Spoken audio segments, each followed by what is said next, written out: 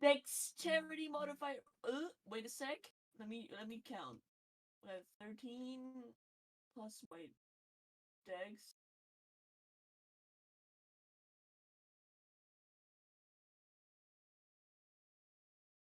Should be 15.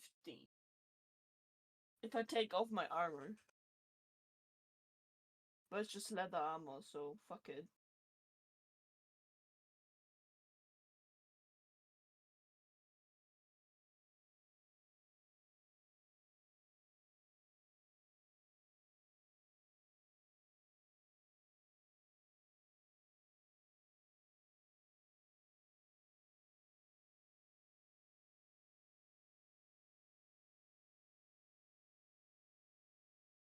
There we go, chip of 15. So, doesn't.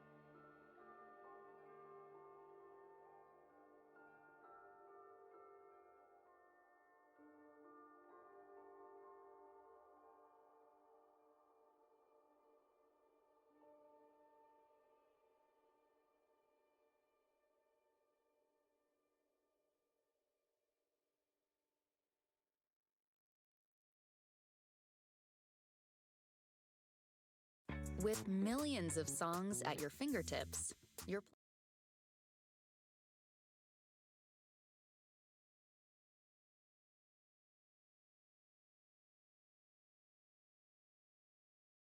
Jesus Christ, there you go. I'm gonna switch You to... just use them as exceptionally durable clothing accessories. I'm not gonna even say what you... I mean, but yeah, we're live. Session 17, everybody. How we...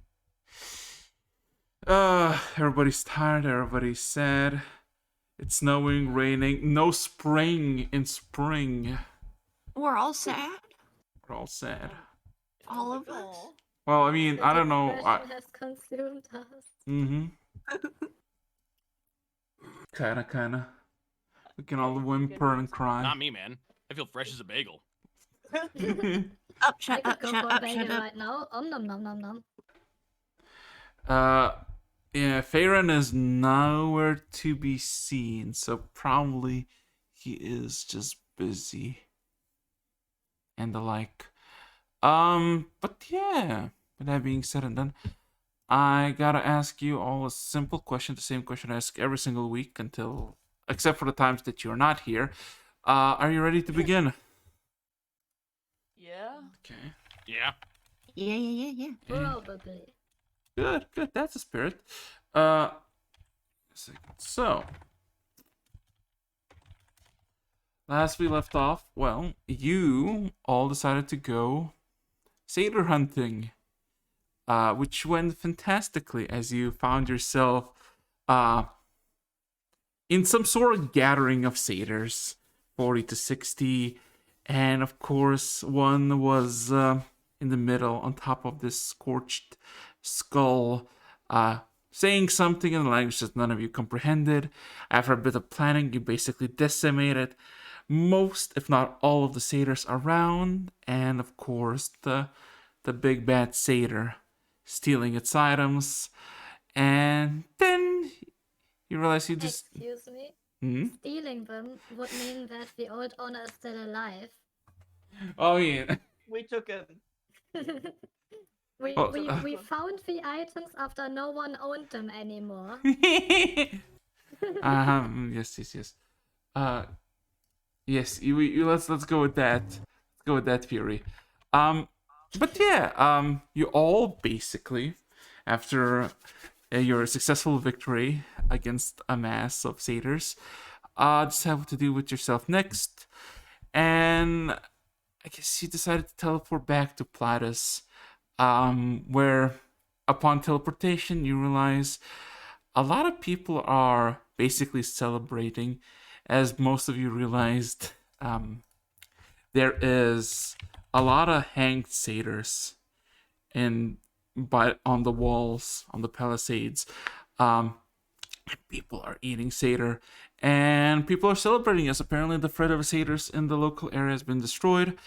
And technically, last we left off, you were all thinking what to do as Recifitra met with the local garrison chief or commander and basically gave all the satyr feet, the hooves that you amassed, gaining quite a bit of sum that I hope one of you wrote down. I think we distributed it. Yes, I know. But with that being said and done, it is morning. About 9ish in the morning. Everybody in Platus is celebrating. Plenty of free meat to go around. What does everybody like to do? Do we still have a charge of the teleport mirror for today, by the way? No. I need to Okay, rest. so... You technically should, because you have two. Yeah, it resets in dawn and dusk. Yeah, then I should have one. Yeah. Okay. So we can either stay here and celebrate for a bit, or we can try to teleport to like a bigger city to see if we can buy some extra fancy stuff there. We still can What go do you around guys here. think? Doesn't. Well, Recifitra doesn't want to eat her fill of meat? You've It's got a good free. point. It's free meat. Mm-hmm. Free? Yes, free, but you need to ask first. Still, just be polite. Polite. Red Sophia walks to the next Zeta that is being cooked and asks, like, is this free? Well, it's not. Well, there's a lot of like in the streets. As much as you can see, there are like 20 or so bonfires in all kinds of different flame capacities, burning from several to a dozen or so pieces of leg or arm of Satyr. And the first person you ask, who is just a human in his 20s, he immediately stares at you, freaks the fuck out silently, but doesn't say anything. Then looks at the meats that are roasting and just kind of nods. Yeah, go ahead. And then slowly but surely steps aside. I will take an entire cooked Zeta. I mean, An entire. Okay. well, It's free! You said so! yeah. Imagine it comically like help yourself, and then it just like horrifyingly swallows an entire. Including the Yes, bonfire. exactly Like he's just like Exactly. ah. that. Like the Zeta is still like spinning over the bonfire and Red Sophia just swallows the Zeta, the stick, and the bonfire. Senti's. No, it's Senti. I mean, I'm just saying, you can do that with nothing negative happening to you. Resifitra, spit the because bonfire out. fire resistance. Resifitra, spit the fire out. This guy needs it to cook it. Cook more. I mean, yeah. Um, But besides I'm pretty Recipita, sure it's already extinguished anyway. yeah, Recipita, you basically consume a bonfire and all the surrounding meats that were basically roasting. It's a horrendous sight as it looks like this translucent reddish jelly covering the entire bonfire with everything floating in it, and everything slowly degrades inside of it. I can never get used to this sight. Yes. Everybody around are petrified. Anyway, there's several other of you that have witnessed the sight. Anything else you wish to do?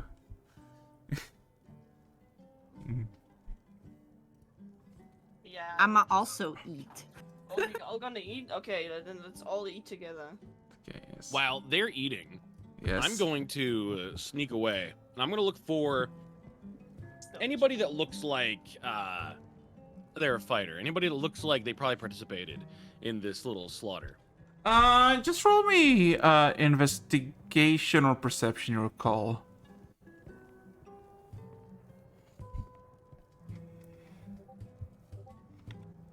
Cool. So to put in perspective, for all of you as you eat, because there's plenty, and you realize there's just limbs. There's nothing like all the torsos with their heads are basically hanging far away from the middle of, by the edges of the city or the settlement. The meat is well seasoned and it's kind of good if you kind of avoid the fact that where it came from. Oh, I don't give a shit. Yeah, I know. For you to know, but it's like it's decent. It's like ram. You gotta eat what you gotta eat to survive. Anyway, well, there's plenty of meat to go around with occasional meat or ale. Valentine, you look around for a good 5 to 10 minutes. You see a lot of people. Like this place has like over 150 to 300 people, and most of them you see were basically troops here that were basically called upon to defend. None of them, like all of them, are semi-equipped for the job with some armor, leather, chainmail, or just makeshift wooden armor that would be more of a hope that it wouldn't hit anything.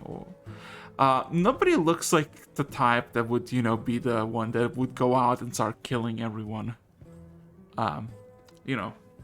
Go full aggressive. Well, then who's responsible for all of this? Well, I'm getting to that. Okay. Well, until you kind of walk around the barracks where the campfires are going, you see a bit more, you assume veteran officers have a table, also eating the food, but mainly just observing the troops. They look a lot more veteran and scarred. And they seem like they've seen some shit in the past, all in their 40s, 50s. Mainly humans with occasional dwarf or two. And some of their weapons, mainly axes or swords, are thick with dried blood.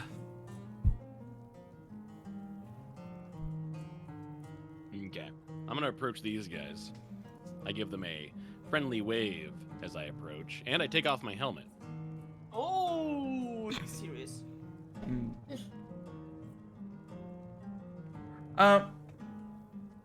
Every single officer, or I guess our sergeant or whatever this table consists of, immediately stop their idle chatter and immediately all look at you. Most observing your armor, your helmet, your stature, your cloak, and then one by one, everyone just kind of nods at you. One speaks up, probably the oldest of the lot, a human male, maybe in his 40s or 50s, dark black hair with occasional stripes of just pure white. He kind of leans in and looks at you. Sorry to interrupt you, lads. He kind of eyes you. It appears we have another individual seeking glory. Or have you already slew your fair share of it? Oh, trust me. I've definitely seen my fair share of dead satyrs. I reach it. I assume I don't have it in my backpack because of how big it is. But I show them the skull of the elder satyr we killed, hoping that they recognize it as something significant. As there's this moment of kind of confusion of like, what are you bringing out, and then sort of disbelief as everybody's eyeing, impressed, audibly signifying their interest in your claim of your kill. And then the old man that was kind of called you out whistles to the side to one of the people, basically laying on the ground, exhausted. They spring up to attention, looking at the table, and the older man just kind of points to you, below you slightly, and says, "A chair for the man." No, that's quite all right. I'll stand. I've got to make it back to my party in a moment anyways. I don't know if they noticed I walked off. But I did have a question. On your journeys, as you were fighting the satyrs, did anybody happen to notice a particularly large satyr that wielded a bow that fired arrows that were the size of tree trunks? One of the dwarves that seems to be more lucid in just alcohol than anything else all of a sudden smashes the table and points at the older human that you were talking to. "I fucking told you I wasn't fucking making shit up." And then the dwarf looks at you. I seen it. The fucking gigantic, almost twice as big as you.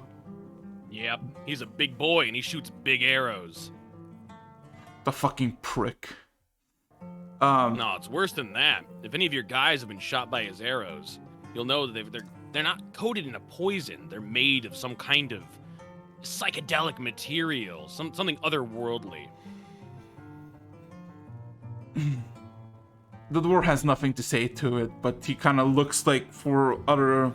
Like, the table consists of 12 people in total. Most of them are half drunk and probably won't remember this conversation. As the dwarf kind of looks around, kind of tries to get like a reaction. Everybody kind of eyes both of you. And the human that you were talking at the beginning says, I appreciate your insight, your observations about this different satyr, but I don't have no insult to that. I see you're capable. What are we have to do with it? I was just asking if you'd seen it. I'm looking for leads. We're trying to figure out where it is. Oh, you're hunting it. Well, regardless of whether or not I'm hunting it, I think it's a wise idea to know where it is. At least have some kind of idea. The last thing we'd want is to go out slaughtering satyrs and run into what is essentially a demon lord walking around in the forest.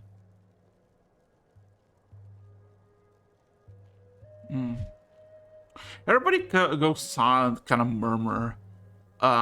You clearly can hear everybody is kind of sort of disbelief.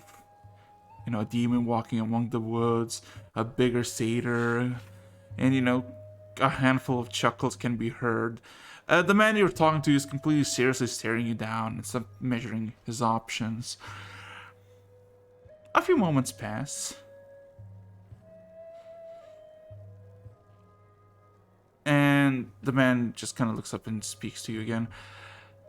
We have no clue where it could be or what it is. At least me and my men kind of eyes everyone with some sort of acknowledgement if what he's saying is true. There's no denial on the table. Nobody seems to know what the fuck your quarry is exactly, except for the dwarf. But even he, by the looks of it, doesn't know jack shit about it besides witnessing it.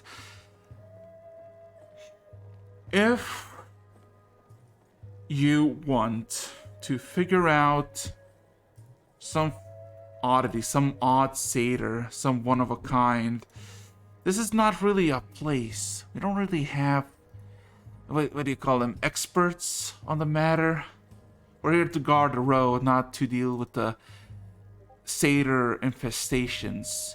Well, sort of. We're here to repel them, not to hunt them down. I rolled 13 on insight. Can I tell whether or not he knows more than he's letting on? You realize he is a tired old man, and probably even more tired from the past few days of what transpired here.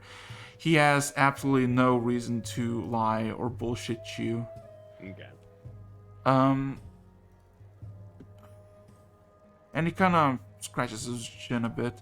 Do you have a map by any chance? Yes, I do. I am the man with the map, after all. I'm sorry, you wouldn't. In joke in my party. Here's the map. I hand it to you. So, what in the map? I'm gonna just put the map in the dice roller so everybody can see it. The man looks at the map for a few seconds, looks around the table, and then looks into his back pocket and produces like this small piece of charcoal, and writes two names in two separate sections of the map. In one section, one name by the name of Zach is written in this little settlement called Observations, at least at this map. It looks to the north of you by this massive crater next to hail of trees. The town is called Observations? Observations. I see. Okay. Yes.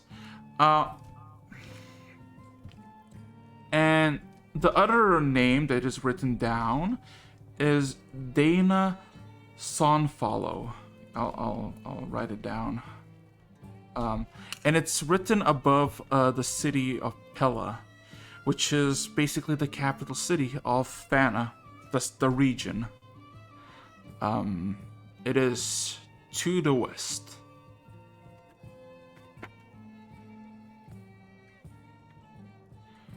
Give me a second. I'm just gonna write down the names.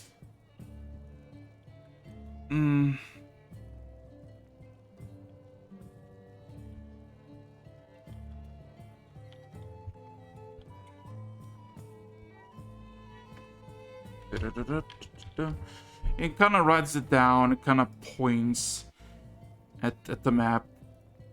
These are experts that I know personally in the surrounding area.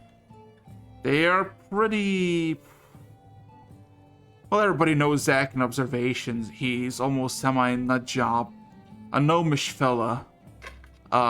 Very good with the Fae and all the bullshit that happens there. A druid, you see. Dana is a low-born noble, runs a library, Sunfollow library, so it's pretty easy to find it in the city. She has extensive knowledge, tomes, and stories about the Fae, so maybe she has something that you might seek. Other than that, I have no clue. He kind of looks around the table. Any of you know anybody from the that would tell this lad about the Fae? Or the satyrs, or... Everybody kind of looks around, slowly shaking and saying no's. That is quite all right. These leads are a fantastic start. It's more than I actually expected talking to you guys. No offense. No, none taken. We're just old farts reliving the glory days. I hear that. All right, go back to your celebrations. I appreciate you. What's your name, lad? Oh, a Valentine of the Valentine Hilligritter House. Or, at least I was. I've been struggling a little bit with the fact that the Hilligritter House is no more. You see some people recognize the Hilligritter name. They don't say anything, but they all raise their mugs or glasses, whatever they had by hand, and kind of look at you. And the old man speaks out again. Well, glory to you, Valentine. May your house be restored. Thank you, my friend. All right, I make my way back to the party. You see What are they doing? one bonfire is consumed by recipients, slowly is getting, destroyed from inside out. Business as usual over Yes. I've got 2 meat shanks in either hand, and I'm just going to town on it. Yeah. While Yeah, I'm business while as I'm usual. celebrating by eating the campfire, I would also like to kind of ask around the other people celebrating if they have any sapphires or diamonds in town that I could buy. The what you can Why buy? Sapphires and diamonds? Mm-hmm. Why You- do you want to buy can- you sapphires and diamonds? You can roll me an investigation check with Can disadvantage. you imagine? You're like an unwashed peasant eating like the leg of a humanoid creature, and a slime slithers up to you and is like, "Hey, yo, you got any sapphires?" No, that's the worst part. I'm asking where I can buy them. Yeah, not yeah. the So place. investigation with a disadvantage, Alright. because here's the thing, right? In this thing, you're basically just consumed like a whole bonfire and everything around. Everybody sees you. Nobody. I was like, oh, what's that? You can clearly see you. And then once consumed, you start wandering around towards people. That's because it's no problem with that. I'm gonna roll with disadvantage. Yes. That is a 12. Okay, give me a second. I'm just saying this is what I imagined. This is what the this is the scene. Why are you running? Why are you running? Yep. Surprisingly enough, the people who have the courage, mainly because they're intoxicated as fuck, would say, there was a merchant, and like they all speak of a merchant that was selling stuff like jewels and stuff. They'd give you no rhyme or reason or where this jeweler is, or this merchant, or if he even is here anymore. And you see, any competent individual that might know about this individual have very cautiously, fearing for their life, walked slowly away from you.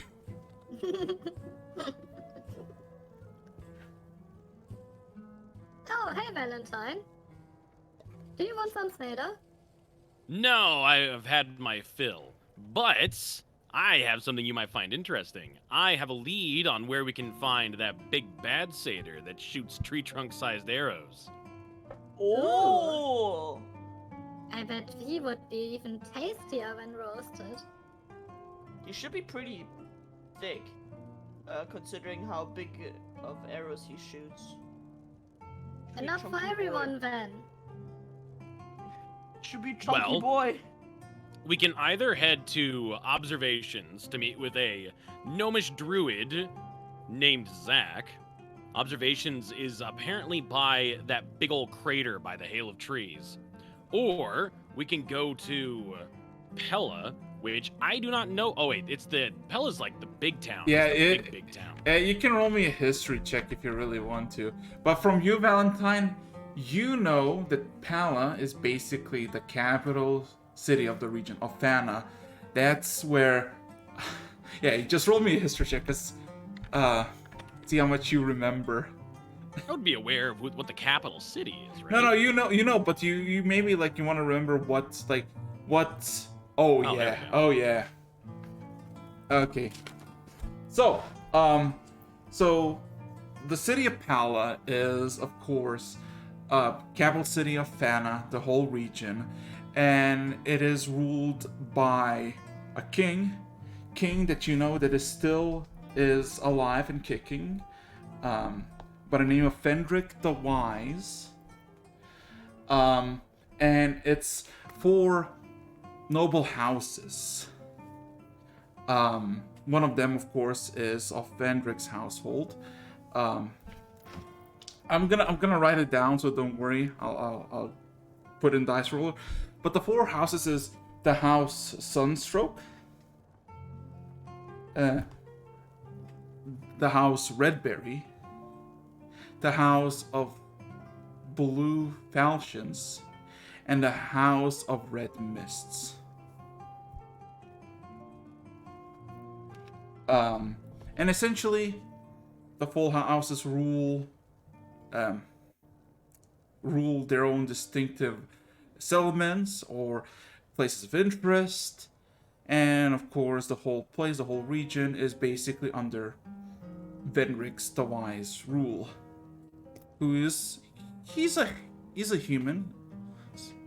Last recall, maybe 60 something, 65, 67 years old. Still alive, as you heard. Yeah.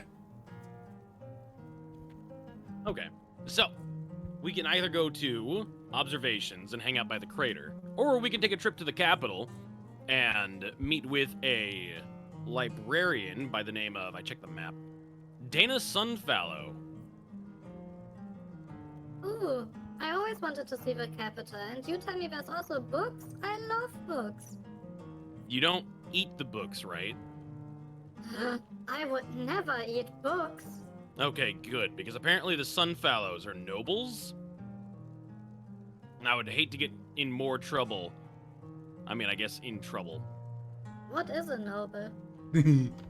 Noble is... Someone... Yeah. Okay, explain. Uriel, why don't you tell her? No, you explain No, first. go ahead. What do you think a noble is, Uriel? No. You could continue talking. All right.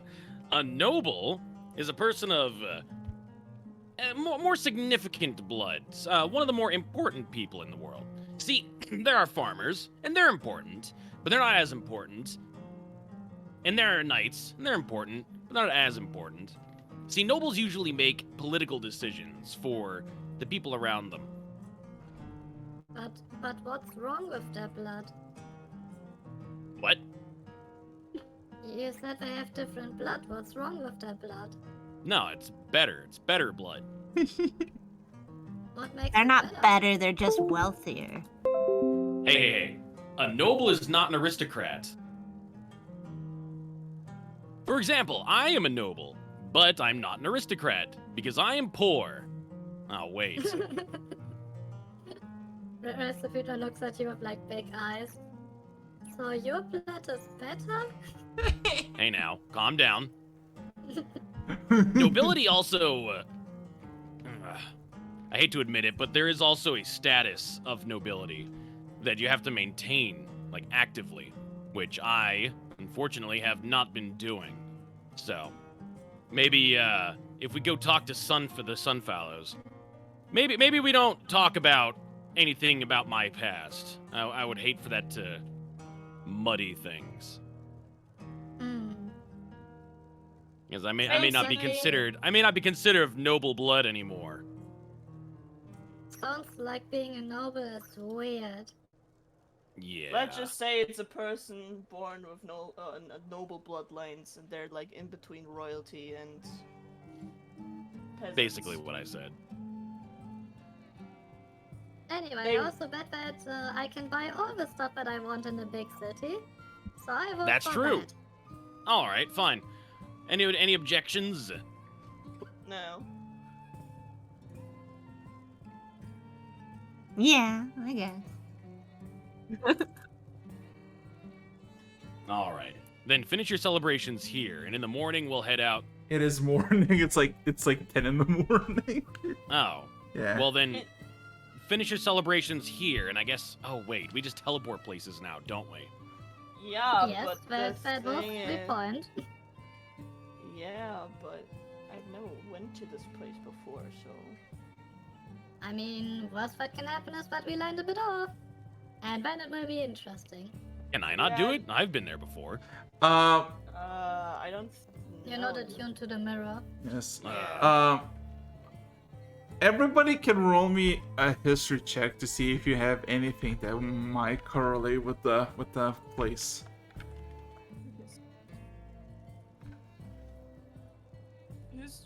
Hey.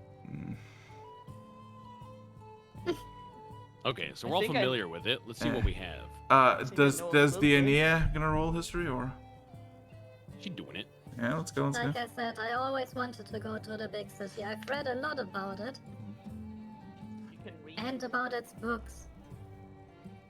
You certainly don't look like you can read. Jesus Christ. That's rude. Hey! That is very fucking rude. I know.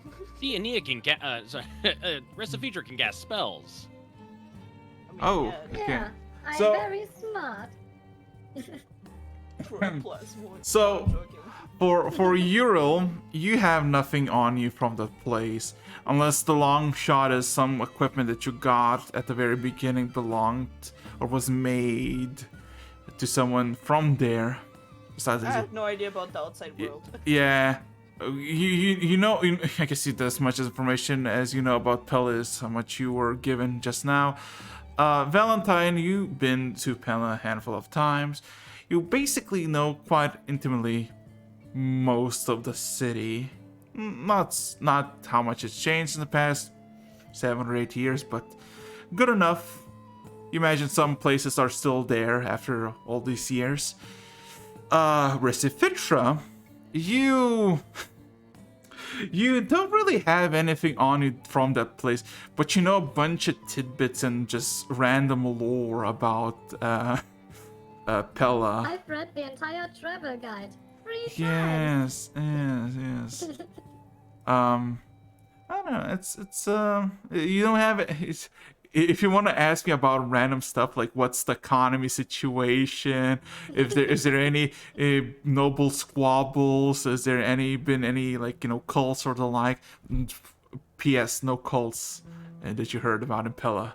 But basically like a bunch of lore tidbits in the past few years ago to just random tidbits.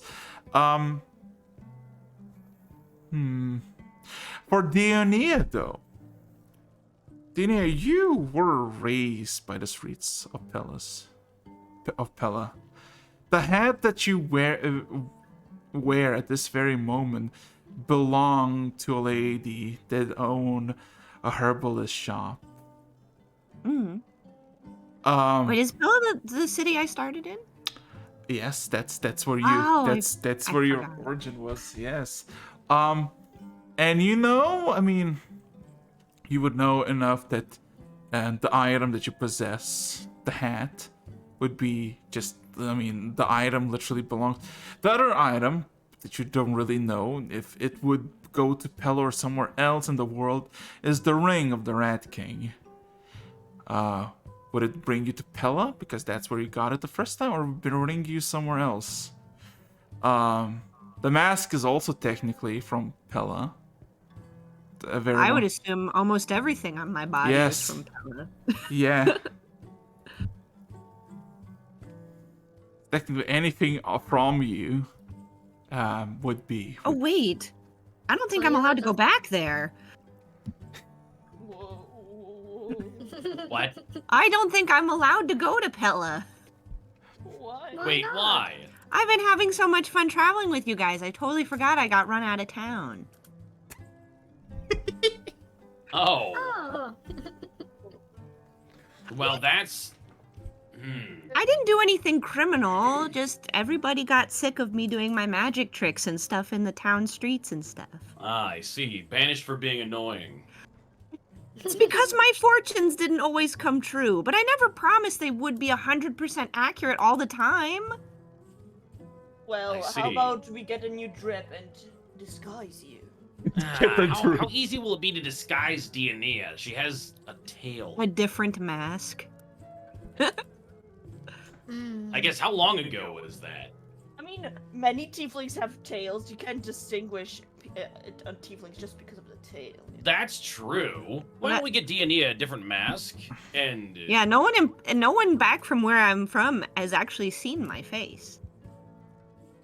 Yes. That's we still have a rude. trump. We still have a trump cut to get in. I have no idea how you look like.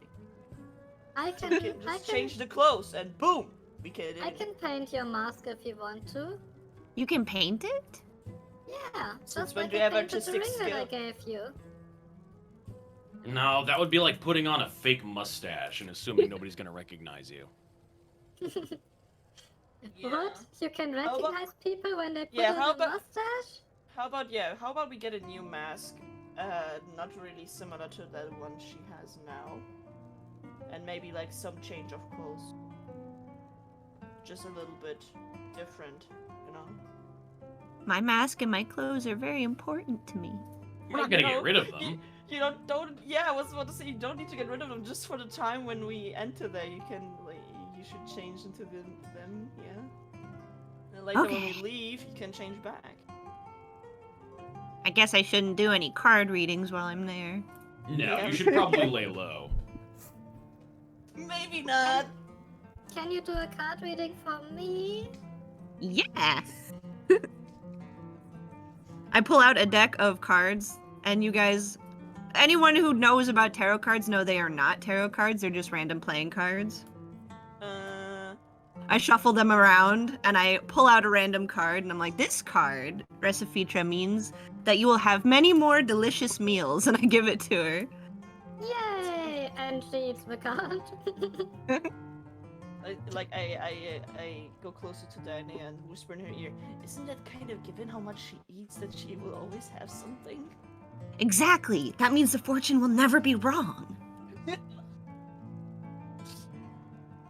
Red Sophia looks at you like her eyes have been opened and she has just realized the wonders of her future.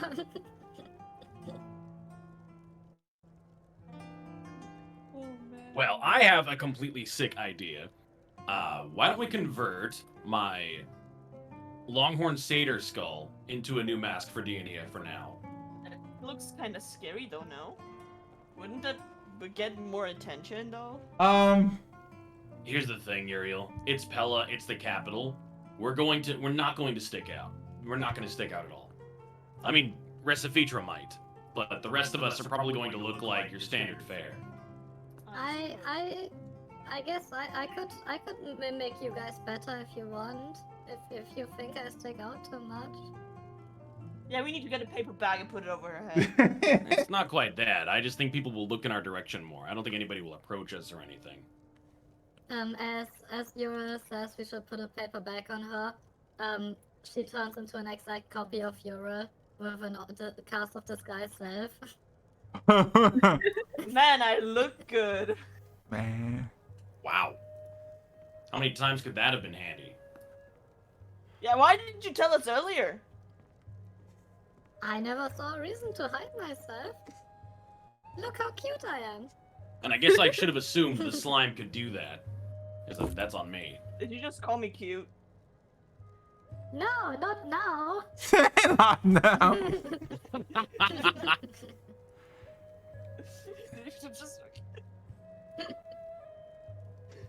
So I guess we Alright. could, like, he could take on the appearance of someone else. So then, for right now, why don't we, I will find a local craftsman to affix some, I don't know, some leather fasteners onto this skull so we can use it as a mask. Somebody else take Dionia to go get a new robe. Well, here's the thing about this mask, or I guess the skull. You would need to break it open. You gotta break it, because you can't just put, like, And just put a skull in front of her face. You need to, Yeah. like, make it hollow so her head. yeah, It's No, I it's assumed, because if it's a skull, I don't have, like, the lower jawbone, so it should be... yeah, but Well, you it should think be, my it should be head like can a fit slightly inside large there, goat though? skull, right? I mean, the Aenea's face will not fit Do into. you think my head is smaller than the inside of a goat skull? Well, I assumed this guy was bigger. Did I misunderstand how big this guy was? No, he just made him bigger on the screen. So Yeah, it is bigger on the screen. Also, Oh, yeah. I thought he was huge. no, the horns are huge. Also, he was just like a little old guy. Yeah. Oh, that makes what happened even more funny. Yeah. I thought he was huge like the bow and arrow one. No. It Well, was- how about we go to a craftsman and just ask if he has like some wooden mask? It doesn't matter how it looks like. We just need it temporarily.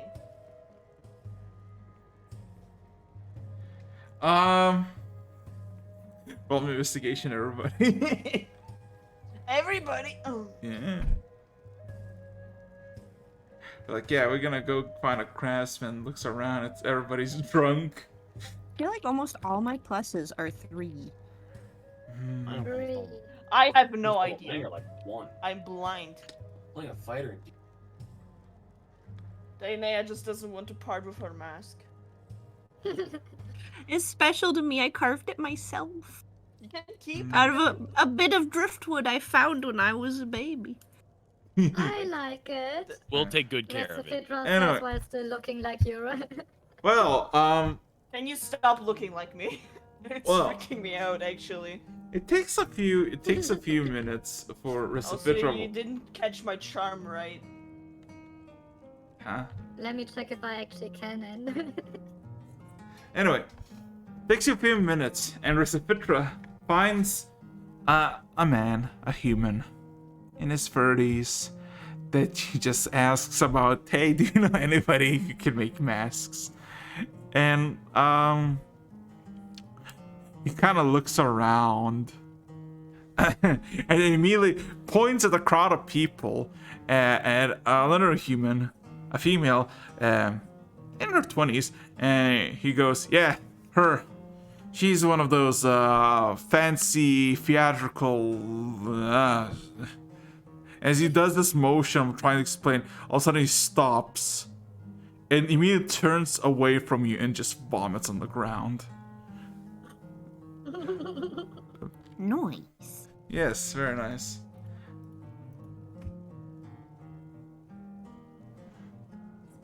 Rest of Phaedra by now seems to have figured out how to turn back and turns back to her normal form.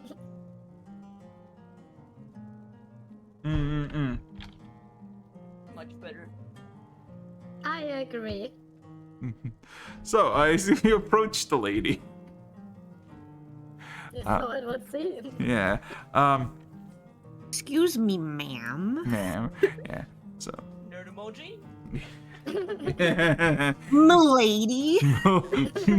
Lady. Excuse me, pretty lady. Nerd emoji. To your shock, it is an elf. Yes. It is an elf that is, you don't know if purposely or just on happenstance seems to be hiding her ears in these, like almost a cowl, if you will. From afar, it looks like, she's just normal human, but when you get it closer, you can see the ears clearly. Maybe she's an half-elf, you don't really know. As she also eyes your entire group of individuals, TM. She's taken aback, and she kind of looks confused, but she looks confused and just goes, yes? How can I help? We heard that you make masks? She nods slowly. I need a mask that doesn't look anything like the one I'm wearing. Do you think we could pay you for that?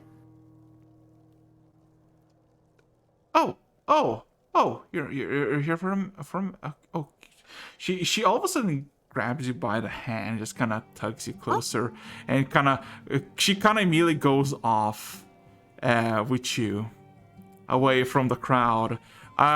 She's not like running off with Dania. She's just like kind of taking her somewhere. Oops, abducted. Well, it's not abducted, as you can clearly see from where you're standing. I want you to become happy together. Speedrun marriage any percent. But no, it literally takes about 40 seconds, 3 houses down from the street. You basically see where you were grabbed from, as all of a sudden she looks through her pouches and looks for a key, grabs it, unlocks the door, and then struts in. The entire place, Dania, as she opens the door, smells of paint. It smells of this chemical, eerie smell. This kind of pleasant, but also kind of noxious. Not really feeling the vibe, if you will. The first thing you see is a lot of taxidermies of a lot of creatures, mainly small rabbits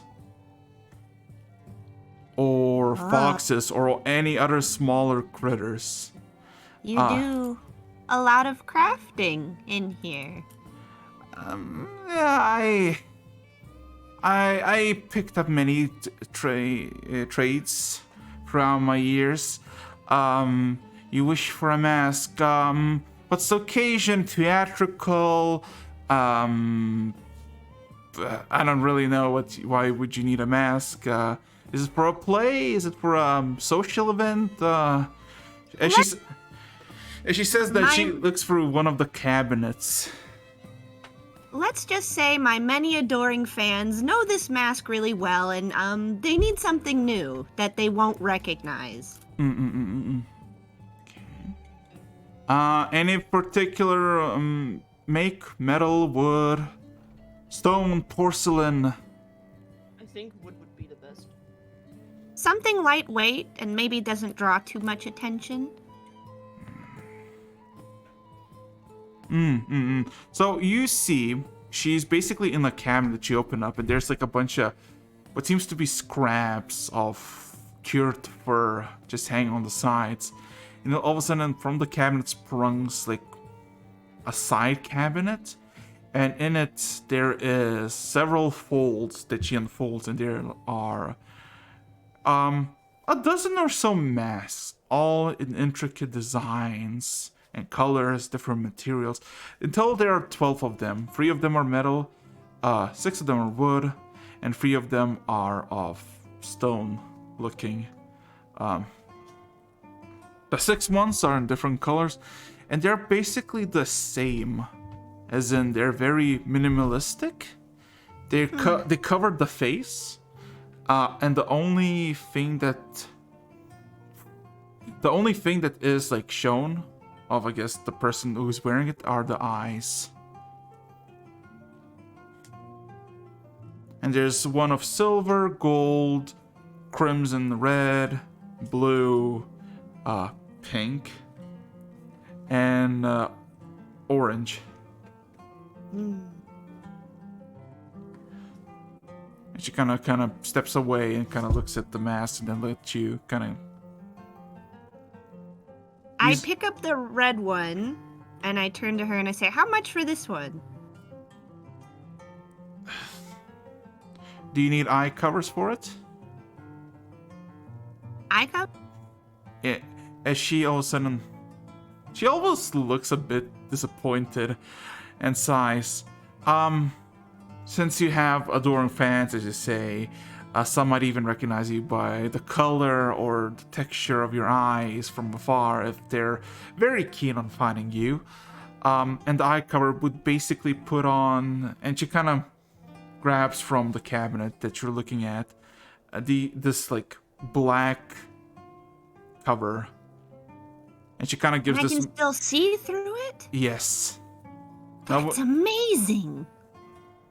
And she kind of demonstrates it from the mask side. From if you were wearing it, you can see everything clearly as it was.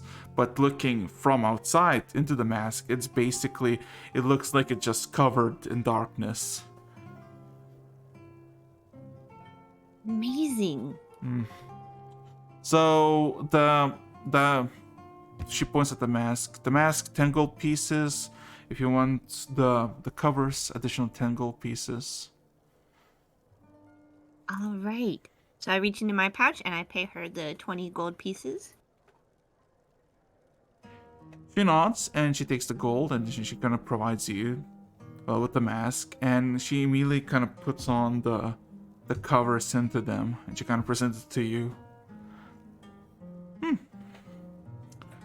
Hope you enjoy it and hope your fans don't get too observant. Thank you very much. This should work perfectly. She kind of looks around a bit, claps her hands. Maybe a small miniature duck, a goose, a small pigeon. She seems to be wanting to see if you maybe want to buy one of her taxidermies. The stuffed animal. No, they're not stuffed animals. They're literally like, yeah. I guess they would technically be stuffed animals. Yes, but not in the cute way. I think, sometimes I collect animal bones. I don't know if I can do anything with these.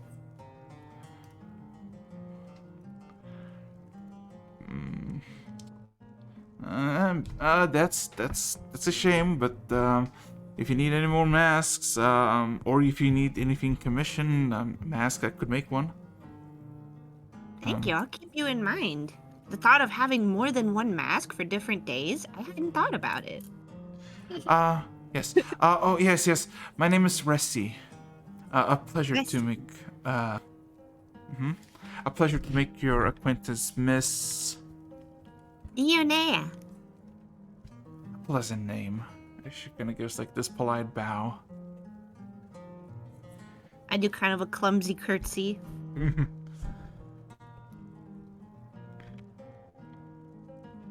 So yeah, you acquired yourself a red mask. And I will go back and find my party again. I assume everybody's just staring at the door from the place that she got abducted, just waiting to see if she's gonna come out in like a few minutes. Can I see any of the taxidermy stuff in there? If you would approach, I guess, or if you followed, you would see. Yeah. I probably would have walked in. Oh, yeah, you would see. There's like about 30 or 40 of these like beasts, critters, avian creatures. The biggest one that you can find is basically seems to be like an eagle. about 3 feet tall, white wingspan that has this descending pose. Quite amateurishly done, but looks decent from afar. I asked the shopkeeper, do you have a spare set of artisan's taxidermy tools you'd be willing to sell me?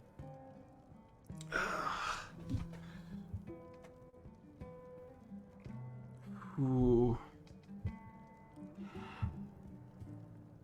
Well, technically, all you need is just preservative agent and leatherworking tools, because that's pretty much it. Do you have leatherworking tools?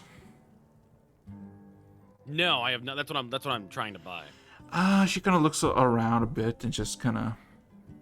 I think I have a handful of spare parts, and I can basically make everything into like this neat little bag and give it to you. That would be perfectly acceptable. Mind you, the main thing about taxiderms is she kind of walks up to the closest animal that she made. Is like this, what seems to be like not a snake, a small little rat. She kind of pets it uncomfortably. Well, the main trick about these things is the preservative agent, where you submerge the creature in it, thus capturing it in the precise amount of time, and almost completely stops the effects of decay. No, I hate to be rude, but I actually am very well versed in taxidermy. Unfortunately, I left my tools back at home, and I've been looking for more. Oh. Right. Sorry, I didn't mean to. She has this like disappointed look, but also she seems kind of proud. Yeah. She seems to be into this crap. She's kind of happy that you're also into it, but kind of sad that you're not willing to buy anything more. She would just look around and say, give me 4 or 5 minutes and 12 gold pieces. All right. Okay. I get the money ready. Yeah. So basically, she goes through every single cabinet, locked door inside of her house, and nook and cranny, and she gathers a bunch of tools on her main. She gathers the tools on her main desk, and when she thinks everything is there, counting all of them 4 times in a row, she all of a sudden grabs a simple, clean leather bag, kind of puts all the tools slowly but surely in, and it kind of presents you with this leatherworking. All right, perfect. Yeah. How much is it gonna be? 12 gold pieces. All right, cool. Thank you. All right. And Dionea, your mask looks fantastic. No, I don't think anybody's gonna recognize you. It looks completely different. Yeah. I'm gonna turn around and be like, nobody look. And I'm taking off my old mask. Oh. I've got my hat pulled down so nobody can see my face. I am not looking. And I turn around with my new mask on. Ta-da! Very nice. You can't even see my glowing eyes. Yeah. Also, I missed them already. you know what, Rodinia, about this mask? It feels very comfortable. It feels like it's been very well made. It's smooth, not because it was well worn, but because it's excellently made. It's nice. Yeah. So, anything Guess else? you could call me a smart shopper. Wow. Wowie. Alrighty, to the capital then?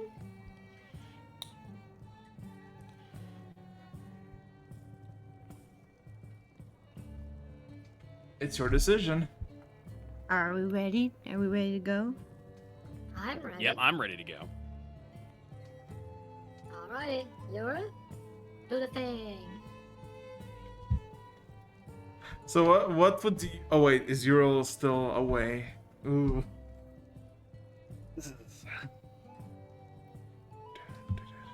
I think Euro is Well, still in that away. case,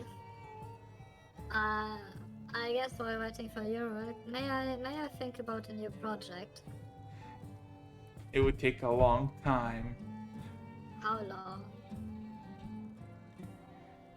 Well, you need to do a blueprint, so you know. Huh. Yeah. I mean, it would Well, take how long does it take for future it reference? takes an hour. An hour. Yes. Hmm. I gave you the Google Doc, and they were given a Google Doc at least 4 separate occasions at this point. Hmm. Yes. Hmm. I guess before Euro joins, one final round call for anything in this place.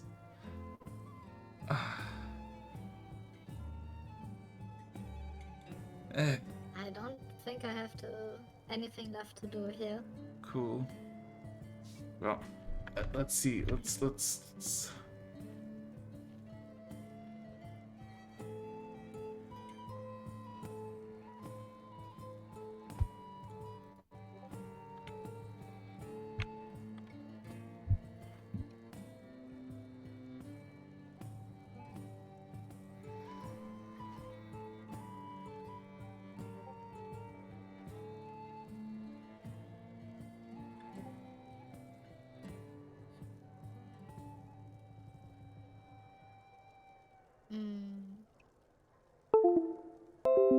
Oh, this is awkward. God damn it. We're just waiting for our friend to come back. Yeah, we're just like Basically. it's basically this. All I can hear in my head is the party must scatter forth before continuing on. Indeed.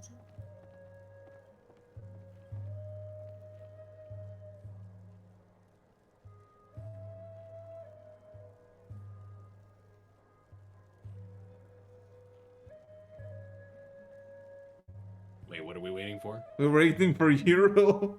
Okay, I see. Yeah, cause Euro's away and she has the thing. And she's like, Oh, yeah. I just noticed I probably could have provided you with liver working tools. Or if you need any other tools in the future, let me know. This is like this reminds me of like when you need like a whole group of people to progress through the area, but one died at the very beginning of the dungeon and you gotta wait for him to run back. There is literally nothing to do, just wait. God damn it. I mean, go take a I don't know, 2-minute break. Go do Alright, some fine, stretches. I'm gonna go get some water. Same.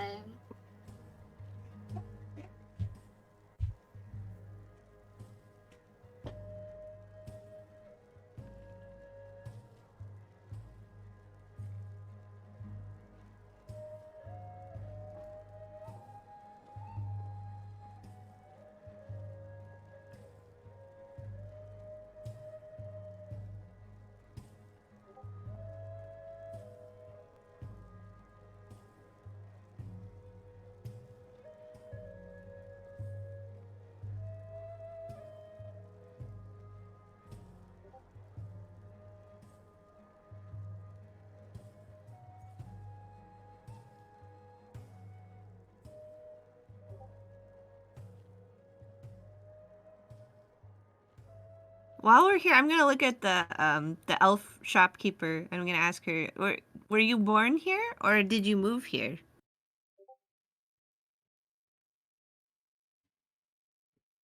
I think Araxis walked away. Oh no.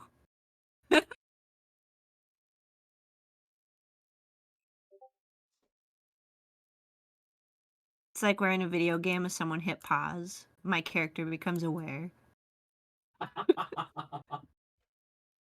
Oh. Welcome back. I forgot that my back's nearly broken. Oh, the music stopped. Shit.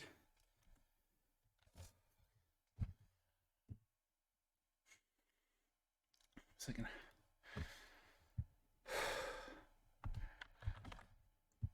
Where are you?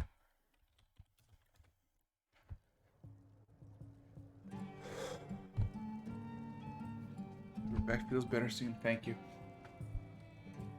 Alright, I'm back.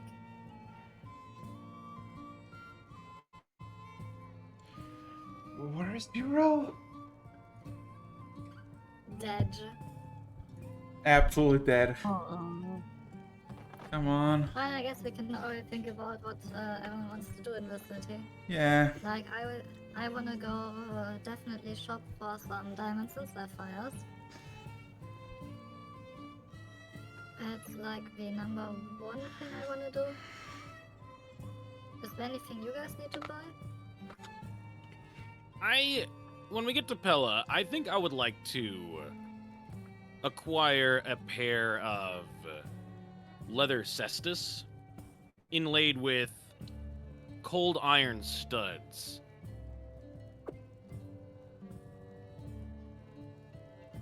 Hmm.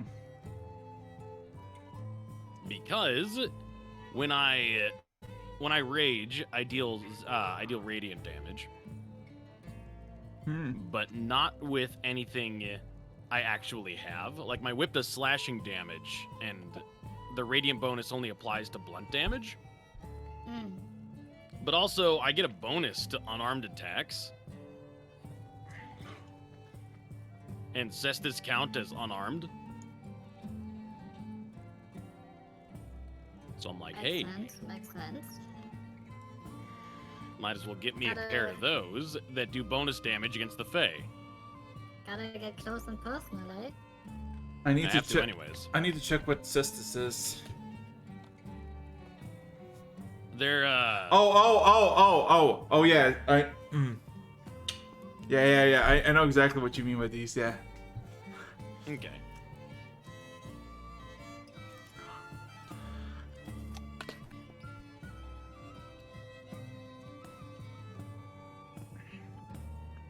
Like, I also wouldn't mind taking like 1 or 2 days off in general, since I have a bunch of crafting work that needs doing.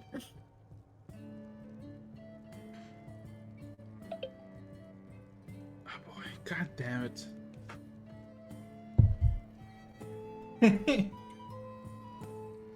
I'm not sure if, like, do you guys have anything that you want to do for like a few days? Well, I could craft my new weapons. And I suppose the library is probably filled with information I could use.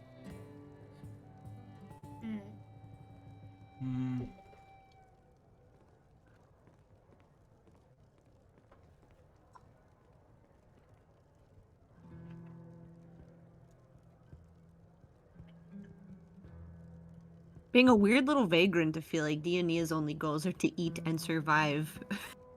And live to the next day and make money. True. So that's why we get along so well. You also love eating. And I do like surviving myself. Full stomach, happy days. Couldn't agree more.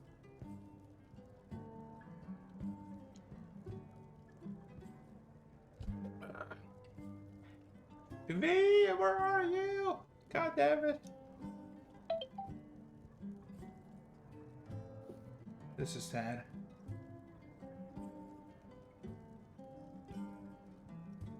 Top 10 sad D&D moments. Badge.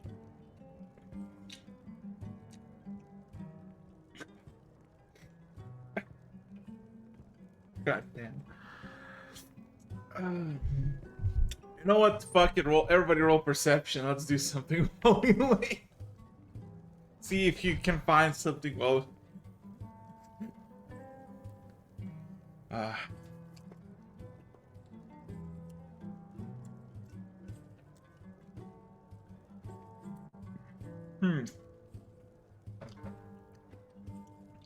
Looking around next to the taxidermist. Well, well, I mean, the festivities are going on. Everyone's having a grand old time. I guess the thing that you notice. I rolled in the wrong channel. I'm Oh, sorry. roll the dice roller. I rolled a 19. No. But I rolled it in greatest quotes. I know. You like to look at it too often. It's like a honeypot operation there. Okay. 16. Oh, okay.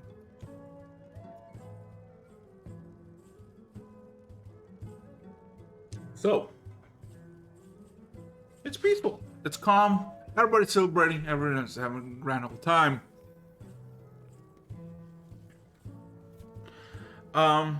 Some friendly competitions are being held, mainly arm wrestling and some impromptu archery contests, but with crossbows.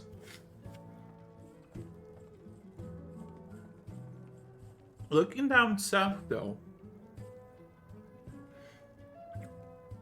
there is a massive storm heading your way. A bunch of dark clouds and occasional lightning in the distance in those clouds. One thing though about those clouds, the lightning, it is not your typical white or sometimes even bluish occasionally, so it is red.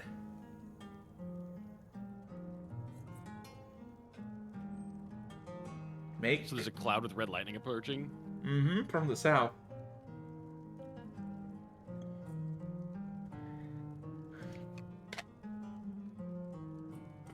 Well, that doesn't seem good.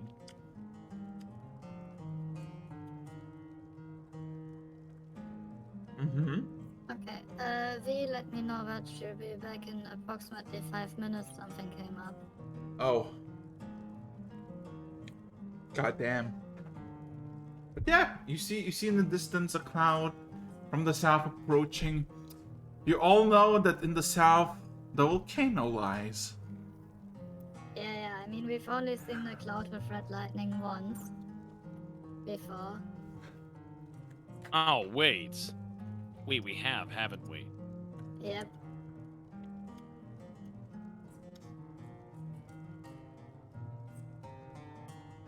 Okay, well, I guess we should all take some kind of... I guess we should all take shelter, shouldn't we? I'm not sure anything can shelter. Oh no, it's far away, but you can see it in distance in the south. It will be like 2 hours until it comes above the head of this place.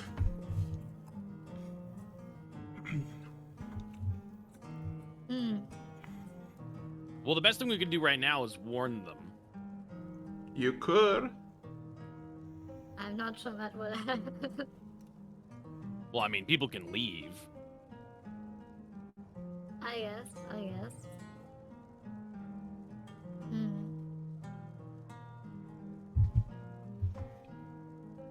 That moment when the DM is so bored that a dragon comes over.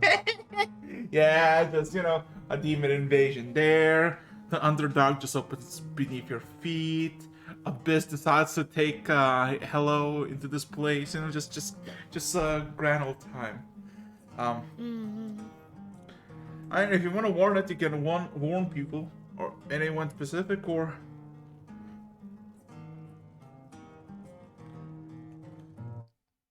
All right, I head back over to the guys I talked to earlier. I apologize.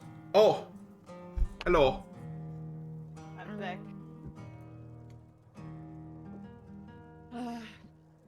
Head over to the guys that I had my headset still on and I heard you. Oh, that's funny.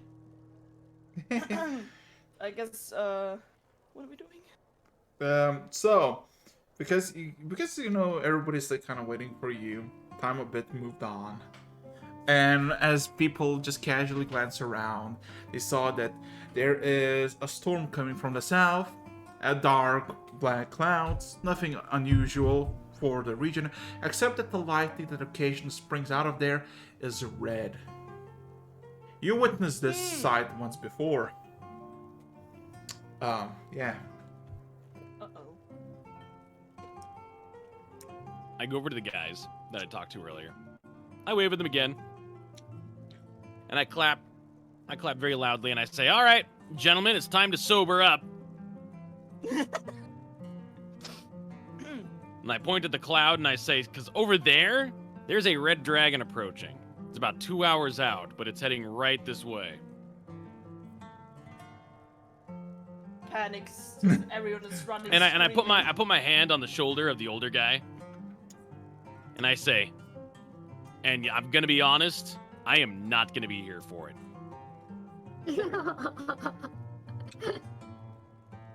He kind of looks at you. He gives an understanding of nodding.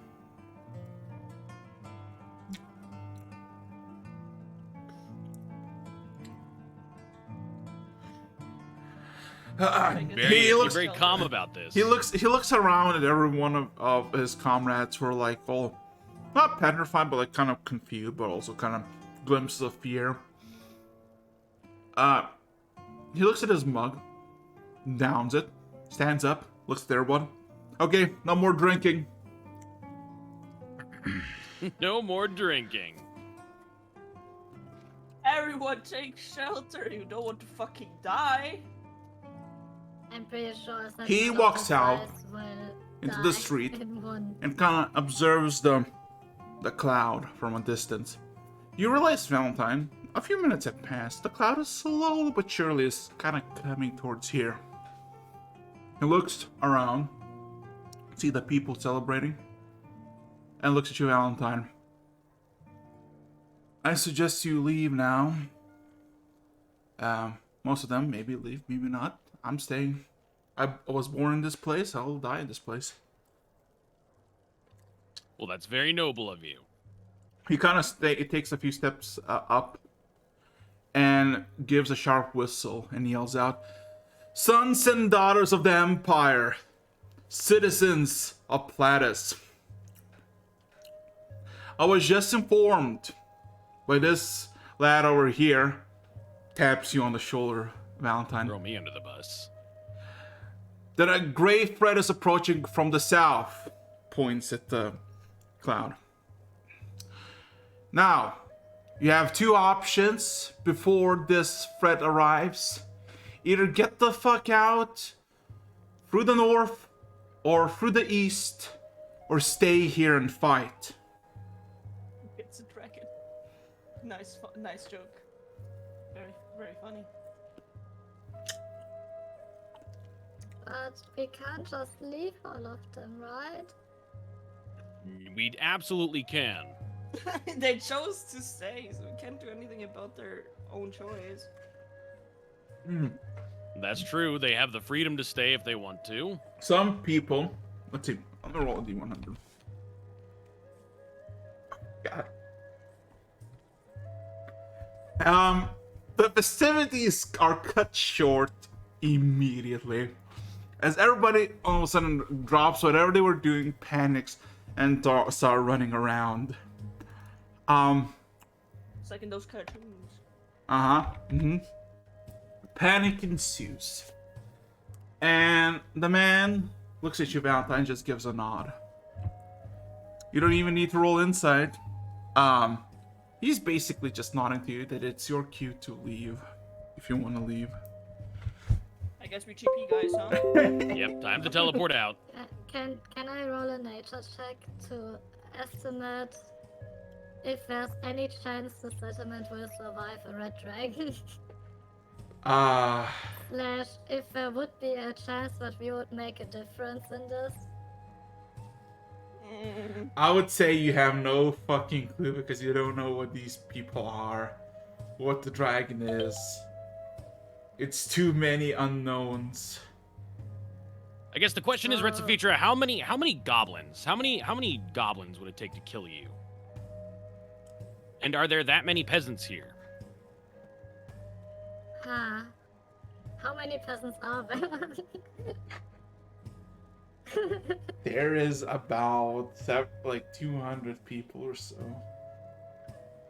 I mean, if we rally 200 people, we Most might of them are survive. leaving though. Now, here's another question. How many of those goblins would die in the attempt to kill you? But if the goblins will die anyway, we could at least save some of them. God. My point is, I don't think the goblins would fight that fight if they knew. But they are. And just because this kind of points at the garrison members. I personally don't know what to do about it. Oh my God. We simply don't have the manpower. So are we leaving? We have to convince Recifitra that we are. Can I TP a non-willing person? No. Fuck. Well, time to head out. See you later, Fidra. I mean, I did see the dragon once before, right? Like, can I get any understanding of how powerful it is? No. No. There's Fidra. I'm very much convinced we're not ready to fight a dragon, okay? But it's gonna burn the entire settlement to the ground if we don't.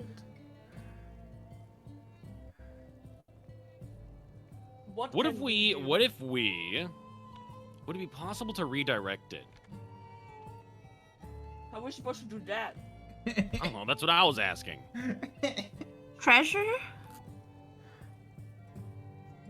Treasure? I'm not sure we can bring up enough treasure. The treasure idea is actually interesting.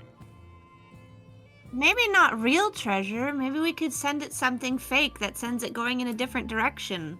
Do you want us to be hunted by a red dragon? No, the time? idea is we pile up. I No, it think would the be a idea is we- decoy. Yeah, we set up like a pile of treasure as a decoy. Maybe we could put it on a carriage being pulled by some kind of animal like a donkey, and we just send it into the woods to go running in one direction. Also, if we were to manage to convince everyone in this town to help us, I could buff all of them, you know? Yeah, Jesus. So they would be quite a bit stronger. But do you consider that there are women, children, that also are considered as the peasants? Yeah. I mean, no- Well, obviously, we wouldn't have them come out. Yeah, but that decreases our number of... But what I'm peasants. saying, if we have We make a like, even peasant just, cannon! Oh even if no, we have shut just, up. like, 100 peasants. If all of those 100 peasants have like a bonus on their attacks, there's a decent chance that at least a bunch of them will hit. And 100 actions per turn until it starts burning them down with its breath should make some difference. Yes, the problem is morality is an issue. But we could try to keep that up if we decide to fight. 100 people with basic spear started a dragon. One per of them gets wiped out with a single breath. You can do it, guys. I believe in you. I mean, yeah, but after that, the rest of them, after that, the dragon eats like 70 spear attacks. That still We have hurts. like magic people, right? Can't any of you guys magically encourage them? Give like a magical enthusiasm? I don't know how magic works. I can create illusions. I'm afraid That's a I'm good not start. that kind of caster. I think Oh the wait, dragon you will- can create illusions. Yeah. Oh, we don't have to think any harder than that. Your treasure idea will absolutely work. Just That's make what the I dragon would- think that there's just like a gigantic treasure hoard somewhere. That was my idea, but you weren't listening. I wasn't listening. I'm sorry. But they have Bruh. like a limited range, right? So you'd have to stay somewhere close to it. Let me check. You can't set it and forget it. No, that needs much more powerful illusion magic.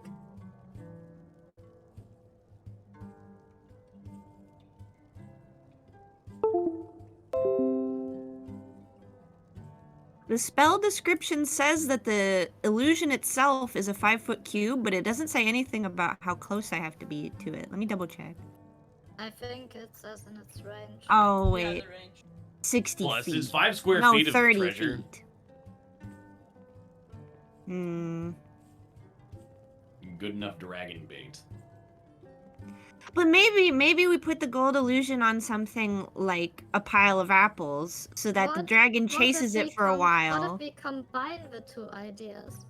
What Hmm? if we use the treasure as bait so the dragon doesn't immediately attack the city, so the entire city can then have its first turn attacking the dragon first? That way we don't have to have a third of them wiped out before they attack their first turn. And we actually get like a full turn of all of them acting. You know, I don't hate this idea. Lure the dragon in with fake treasure, and while it's inspecting the fake treasure, we just jump it. And like if things go wrong, I guess Hero can still teleport us out, and in that case we wouldn't have changed much. Is this the type of dragon we can talk to, or is it just like a rah monster? It's Red a dragons dragon. are inherently evil. So like we can't just be like, hey, we I can mean, just give you stuff. and you also, I leave? need to remind you something. You kind of sacked its vault less than a Oh, week yeah. ago. You kind of need to like. We have some treasures of him. If he sees that we have some of his horse, Hey, we're hey, you want to dead. get this cool trinket? Wait a minute, that's my shit. Where did you Wait, get that shit? I have an idea. Okay. This is a great idea. Okay, I know how we can leave and also save the town all at once. Okay. So the dragon's probably looking for us. That's probably why he's pissed off. We actually let him see us, let him chase us away from the town, and then while we're not in view, we teleport away. So he's flying around looking for As- us, and he's away from the As much as I like village. this idea. Ancient red dragons are very fast. It would catch us immediately. But teleporting. You know Like, I'm pretty sure they have like a flight speed of 80 foot or something. what? If only. They are fucking dragons. Yeah, but still kind of OP. Not gonna lie. It's an ancient dragon. Also, mind you something as you're saying this. This is you might have realized this is not just some casual 5e game. Don't think 5e rules. Don't look at the 5e sandbox and think it will save you. Huh? That doesn't matter. This is for the other two who played 5e. I mean, I'm pretty sure I'm the only person that has actually read the ancient red dragon stat block. Yes. Do I look like I would read that? The thing is, that's why I kept asking you if I can roll any kind of check, because I have absolutely no idea what You- you're dealing with here. Yeah, I know. Are You raising the your only weapon the only god level the five? only the Are they only just a bit stronger? What is going on? you have no particular knowledge about it. You just saw it land next to you, destroy a basilisk with a single chomp, and apparently That's has also something a normal ancient red dragon would do, but oh I thought you were meant like this specific how no a red fucking dragon is tough even for a group like. You know, a normal dragon, like an adult dragon, would take like 60 people to hunt, you know. An ancient dragon. An ancient red dragon. Well, you're fucked. It's not a game of hunting the dragon, it's about a game of surviving the dragon. But, how powerful this one particular, you have no fucking clue.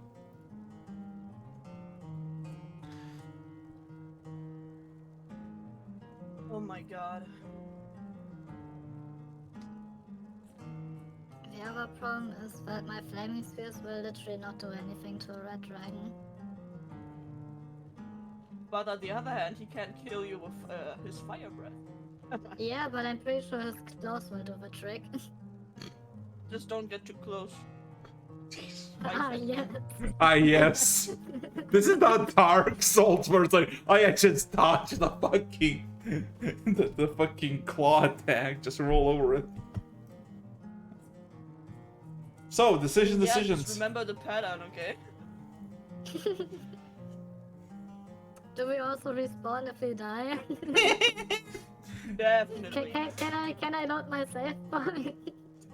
Yeah, just quickly pop the press F5 to quick save, you know, just. So decisions.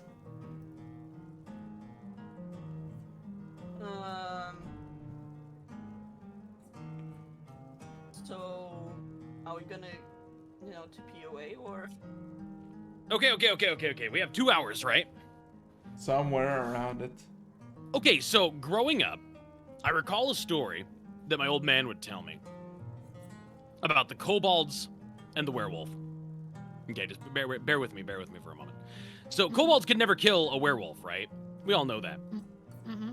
But I recall him telling me a story about how a group of kobolds were able to use traps to kill the werewolf. Now, I'm thinking, what if we set up some kind of elaborate trap in the next 2 hours? We use Diania's idea to lure it in with fake treasure. It lands near the treasure, and then something catastrophic happens to it. And then we jump it. I like the idea. The question is, what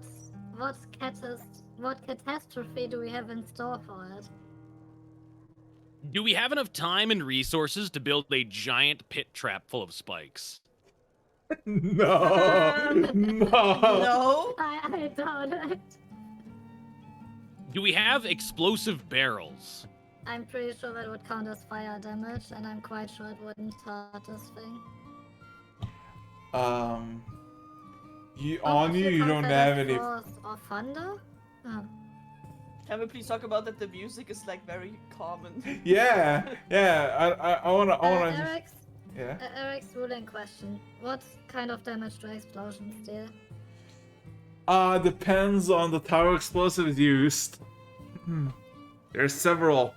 Main and most common is gunpowder, and that in fact does fire damage. Yeah. Does someone need to sacrifice himself? Jesus Christ, you can all teleport. I was like, No. how did we come from? We can teleport out to. Let's sacrifice ourselves. What if I'm the one that lures him away because I have far step? I can teleport 60 feet at a time. I'm very sure you would die.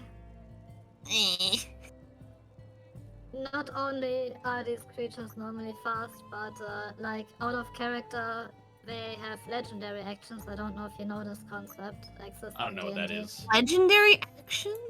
Yes, legendary creatures have legendary actions which they can take at the end of the turns of other creatures.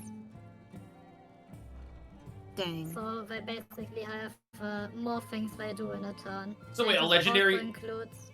Are you telling me that in D&D 5e, a legendary creature can take an action at the end of your turn? Yes. Comedy gold. For example, dragons have like their own turn normally with like multiple attacks, fire breath and stuff. But they can also like move around during other people's turns. They can do like tail attacks and claw attacks during other people's turns, stuff like that.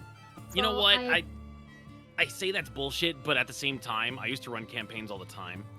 And that's so smart. I hated when I had like a big monster or a big bad guy that simply had to sit there and get his ass handed to him for 7 turns and wait for his turn. So that the legendary action thing is actually really smart. Yeah, so like out of character, if you try to run away from it, it will use legendary actions to catch up to you and probably kill you while it's not even its own turn. Okay, so that's some metagaming information that helps Yes. out a lot. Because that changes a lot of my plans too. Wait, does that mean the dragon would get a legendary action turn every single time a peasant attacked him? No, it has, like, normally they have like 3 to 5 legendary actions per turn that they can spend until their next turn. 3 is normal, but some things have 5. I have Hold Monster. Wait, That's- hold on. Hold Monster is super OP. Does it work on this guy? I don't think You so. see, Oh my- there's this other concept of legendary monsters in D&D called legendary resistance, which means that they can 3 times per day just succeed a saving throw that they would normally fail. So legendary monster is essentially uncheesable. Yes. Yes. Or I- at least hard to God, that's cheese. such a good Like, mechanic. I can't tell you how like- many times my big bad's gotten cheesed. Oh, don't like, worry for if example, if you try to like polymorph a legendary creature and it fails to save, it can just choose to succeed, like 3 times per day. Okay. So we would need to cheese it like at least 4 Okay. times for it to actually work, probably. Okay. So, I don't know how he would set it up in this town, but We can. the We most can just effective do it. kobold trap I ever saw growing up. Mm-hmm. It was elegant. It was simple. It was gruesome. What they did is they would set up 2 logs that when you walked past the trigger would just swing and crush you. Mm. Can we set that up here? I don't I think the think we logs would are need big very enough. big logs. Yeah. It wouldn't have to Uh. crush his head, but if you get hit by 2 logs really hard on both sides of your head, that'd probably daze him, right? Problem is, At the very least, he would be like, "Oh shit, what was that?" I'm pretty sure the dragon is just too big for that, though. Like, we would Okay, need to mind really you, I described this when you witness it. It's fucking like its toes, its fucking fingers are larger than your entire body. I don't know how. We still have time to be away, guys, you know. Well, yeah, we have 2 hours. I could go take a nap and then we could teleport away. I'm not. Is a napping creature a willing creature? Oh my god, no, it's not technically. So decisions.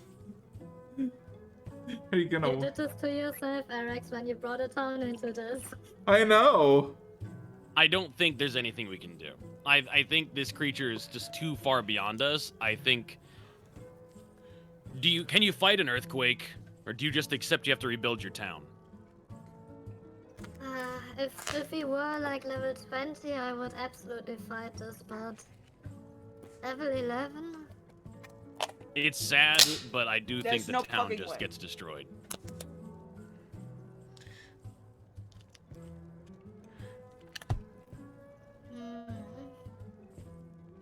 Come.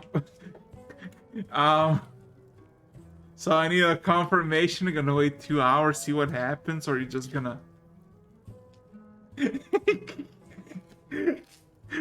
Maybe he's just gonna pass by, guys. I mean, Maybe we it's could not- at least like try to give the people that are here like a fighting chance and then teleport away. Hey yo, A fighting chance. Yo, stay here. Teleports away. The group, our group, with all of our combined abilities, don't stand a chance.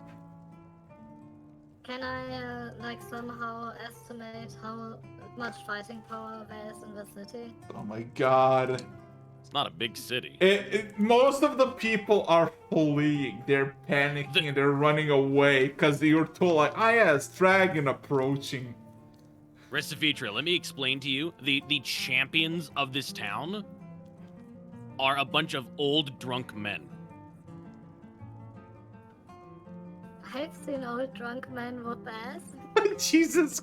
I know you're trying so hard, but I don't think we have it here. I do. Stop coping, Rizofit. Stop coping. You must realize something. More than half your levels came from the fact that you stole from this dragon. That is a I didn't fair choose point. that. You're the one who's like, volcano, let's go. I wanted to steal some dude's crazy robe. I didn't even get that. Look. Anyway, this. I didn't get to punch one cultist. I want you to know. I'm still mad. We will get there one day. Once we're like level 20 or something, we can go back and punch some cultists. So, what's the Gonna choice? pee away or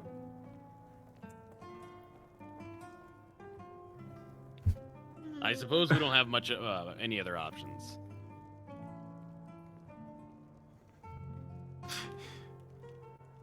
I did like the idea of baiting it with treasure. I just don't know what we would do after that. Cool. Now what? I mean, the cloud is approaching slowly from the south. It has become more and more bigger. So decisions, my people, decisions. maybe if we pray to God. we have a Jesus. Copium. I have no god to pray to, unfortunately. So, Any god is fine. Just a good god, okay? I still wanted to eat one of those. No. How about we start with a dragon, okay, before we go to gods? I mean, I'm trying, but I don't like our chances. You see, we're still not ready for dragons. So how are you gonna eat a fucking god? Okay, Pray for it. so what you doing? I was just joking. Let's TP away. I guess we teleport to Pella. Good. Before we go, Uh-huh.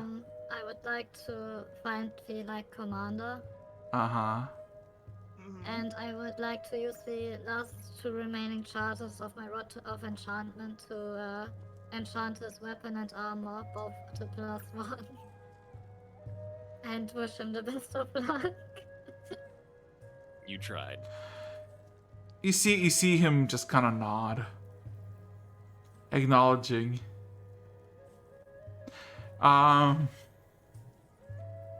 Yeah, everybody's fucking fleeing the fuck away. Some south, some east. The old men that are now 12, basically, some are still by the table, but most of them are basically by the wall next to the command post and just kind of observe the cloud approaching. Okay. Then I guess I will TP us away to the town. Okay, so what item from Denia are you gonna use? Because there's many. I'd use my hat, honestly. Ooh. What, is the hat wrong? No. But my character doesn't know this, so I'm not gonna warn you.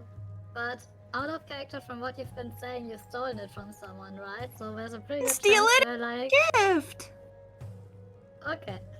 Yeah, okay, give me a second. I did not steal the special hat. The special. I'm just saying there's a good chance that we wind up with that person. Give me a second. Well, Do you have here's really nothing of that town that you have with you? Dionia did not deserve to get run out of town for just having bad fortune telling. She didn't steal anything. She wasn't a petty thief. Now maybe you bought something and you still have it. We wouldn't. Out of character, we wouldn't know that the hat was a bad idea. So we're going with Yeah, that. that's what I said. That was all out of character. Like, I'm not gonna... I didn't I'm steal it fine though. with this. That person would probably be I thought they died though. Oh, I don't want to turn up underground, you know. Oh god. Okay, I so don't think that is possible. so the first sensation as you all gather up and you basically the last thing you see is all the people fleeing, the bonfires are still burning, and a bunch of people, about 20 of them, are gathering around with their weapons, scythes, sickles, short swords or just basic spears or pitchforks with the two people. And there's Yeah, this. with 20 people, we probably wouldn't have had a good Yeah. chance. I admit. You all of a sudden teleport, and all of a sudden, the first sensation that you feel is dust breathed into your lungs, and I don't need absolute. to roll anything. No, because you have an item, With you an get it. item, Yeah. you don't need to roll. Yeah. Give me a second. Da-da-da-dum. There you go. So, the first thing that you feel is darkness and a bunch of fucking dust and echoes for as far as you can hear bouncing off the walls. You're in absolute fucking darkness. Dionia? The whole creaking sensation feels familiar. Immediately, the smells remind you of a few years back, the good old days. You know where you are. You know that you are in the basement of the herbalist shop, where most of the dried herbs and roots were kept. But everything is empty. Does anybody have something that will light so we can see? Finally, my time to shine. Literally. I activate the light spell attached to my helmet. You're basically met with a cellar that is about 30 by 30 feet. Probably years since last somebody walked here or did anything here, and the only remains are, you assume, over the years, the weight on specific floorboards of all barrels and crates that were placed here. There is a ladder that leads to a hatch, and Dania, you know that basically the hatch will lead you to the first floor, and there's the second floor above that, but basically the first floor is the shop. And you know the shop has been closed for years after the passing of its owner. We made it! I'm home. I like it. Dark, wet, and perfect to hide in. I go up to the hatch and I'm like, we can get up to the second floor through here. Well, I'm gonna follow her. So yeah, you open up the hatch, and the first thing you see is the same amount of dust, and basically everything that would befit a store is in place. The cupboards, the shopkeeping desks, a few tables, covered with inches of dust. And there is a few sources of light from the outside through the windows that have been boarded up from outside. I'm looking around and I say, wow, when the mistress passed away, they didn't let me back in this building. How come? Because I wasn't related to her by blood. Oh. You seem to care a lot about blood. All of you.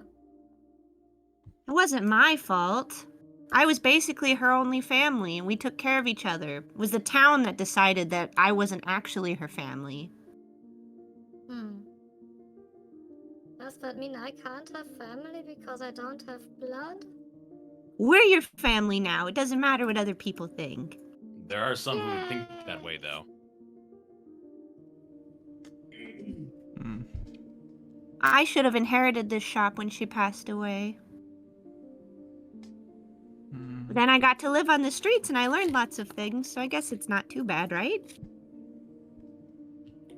And you met us. Yeah. Can everybody roll me an investigation check?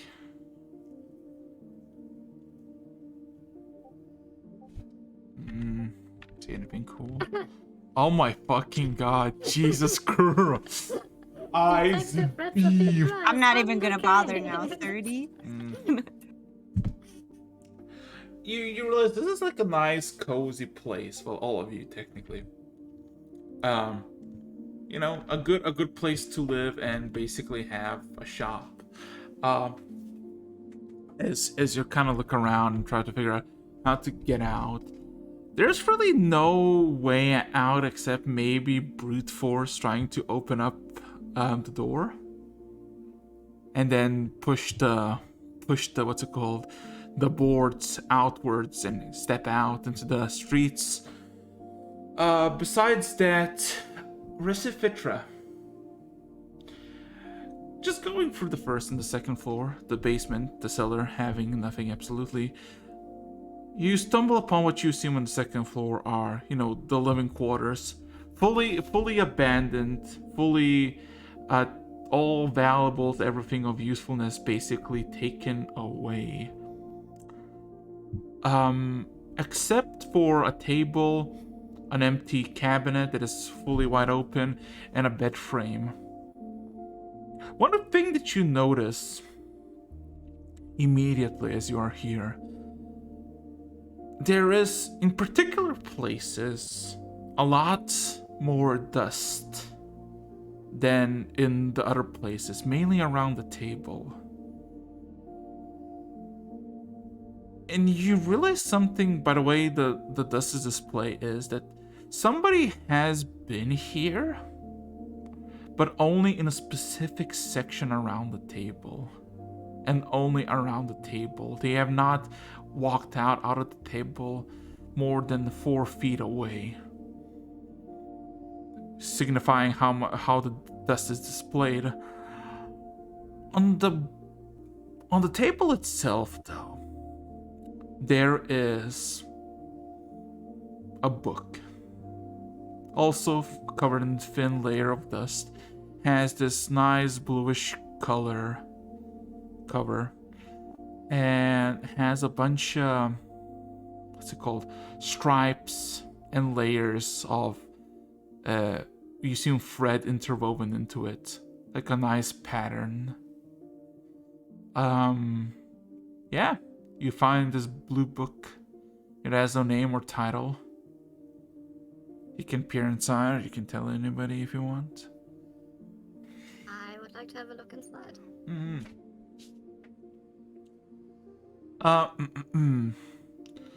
You peer into the side, and because you had a natural, because you had a natural 20 on your investigation, as you peer into the book, you open up the first few pages and it's blank. You open the third and fourth page, and there is something there. But you don't really know what. You go for fifth and sixth, and you realize there's something literally hiding. As you go for several more pages very rapidly and fast, and you realize that there is some sort of shadow that fades away. Not like a shadow of the light disappearing, but there's some sort of anomaly there that is hiding as soon as you flip the books. As you immediately flip through all the books, through all the pages, somewhere halfway point, the entire book melts into blackish goo. And this ooze in your hand manifests a handful of teeth, and slow but surely just slides away from you on the table. Hello? Oh my gosh, is it a slime baby? Recifitra adopts a slime baby arc. Oh, don't tell me you're gonna be an irresponsible mother. You can roll on Arcana. What's it called? Arcana, Nature, Survival, Religion check to see what the fuck it is. I will choose nature. Sibling.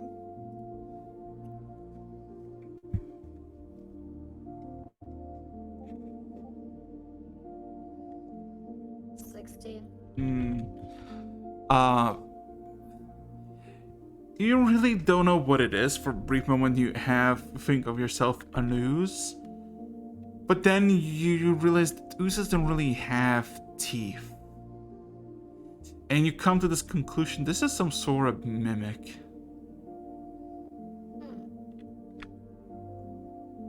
That immediately kind of slides off the table and away from you.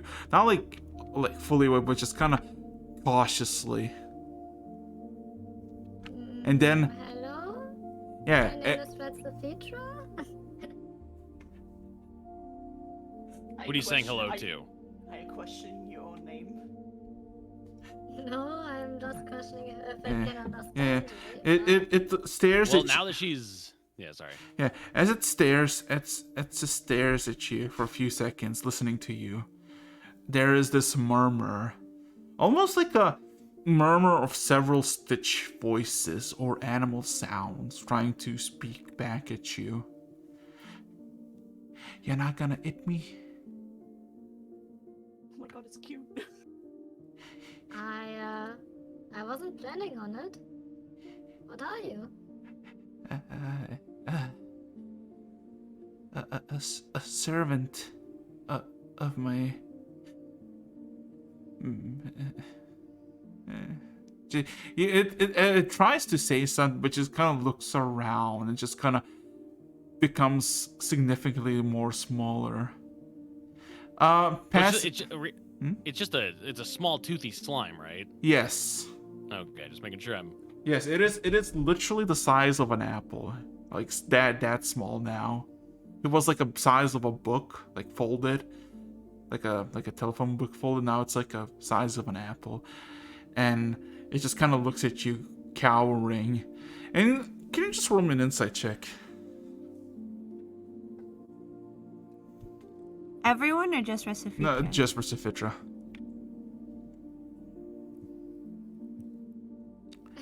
You have no fucking clue what this little slime / mimic is about. Are you okay? You don't look too good. I am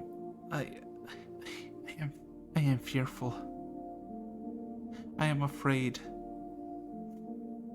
She has not gone home in so long. Many moons, many winters passed. Nobody's come here. Would I recognize this thing? Oh. Was it in the shop before? Technically, none of you can hear that there's a figure talking to someone, but you hear something like responding, but for you downstairs, it's incomprehensible. Retzefitra's like, oh. I thought we went I- upstairs. Oh, I I mean, know. okay, because you all, oh yeah, you all did an investigation. So I think all of you would eventually see Recipita just talking to this slime. Otherwise, Retzefitra is gonna be like, I know someone that you might know. Diana! I come over and do I recognize this little creature? No, you've never seen this creature before in your life, but it seems to recognize you.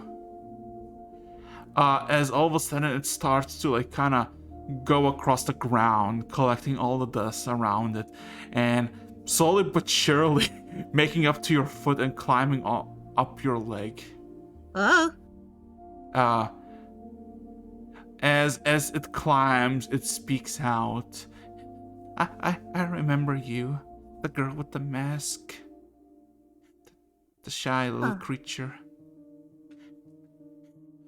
You were here before? I'm gonna scoop it up in my hands and bring it up towards my face so we can talk eye to eye, I guess, even though I don't think it has eyes. No, it does not. It just it looks like just a black ooze with a bunch of teeth, like these fangish teeth in a.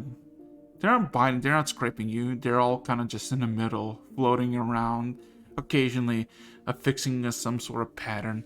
As it speaks to you, Dania. I remember you looking through the windows as you come and go. I remember. What happened? Where is she? It's been so long. mistress isn't with us anymore. I'm sorry.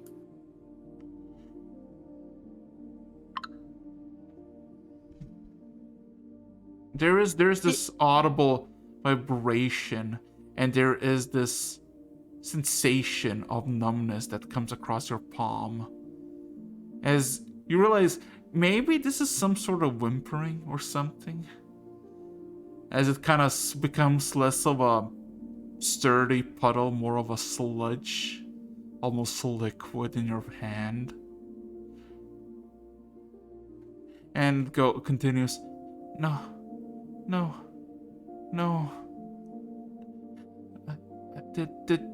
Did I fail her? No, there wasn't anything any of us could do. I didn't know she had any helpers other than me, though. I was from the beginning when she was just about your age when you were here. She found me. She took care of me. She.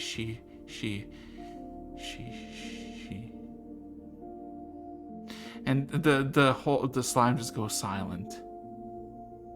And you've been here this whole time? Yes. I waited.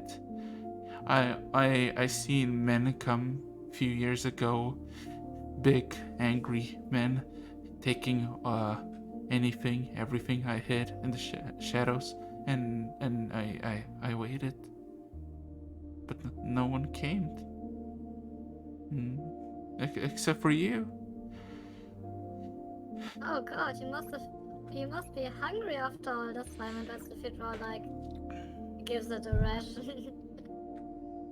It looks at you and looks at the ration, or you assume it pays attention to you, but it looks at Dania. I do not eat, I do not drink, I do not sleep. All I do is remember. I've been so alone. Oh. Alone. That must have been sad. No eating? And that's the film just like eats the ration herself. As the slime just kind of bellows out, take me with you. I don't want to be here. I will. If you're family to my mistress, then you're my family too. And the slime just kind of perks up. Okay. I will. The story's so sad now. The music is fun, not gonna lie. Yeah. Red Sophia puts like her staff on the ground and is like, friend! And assigns me Puddle as a new friend. Friend acquired. Indeed. What should we call you?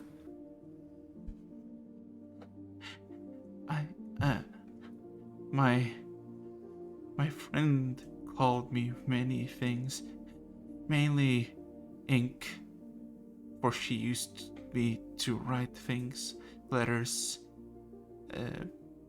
notes, recipes. Then we'll call you Ink.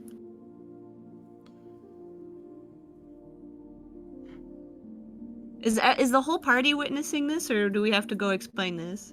I think everybody at this point would kind of be Valentine draws sword with malicious intent. I'm sort of amazed. I didn't go upstairs. I can hear them talking upstairs, and I hear Resifeature go, friend, and I just roll my eyes. Because either they found a bug or something else that's gonna annoy me. I kind of call down, Valentine, get up here! Why? Because we have a new party member and you need to meet them. You found a Let's sigh. Alright, I begrudgingly come upstairs. I hold up the ooze so Valentine can see it, and I say, this is Ink. Hello, Ink. Ink. I miss Jucky.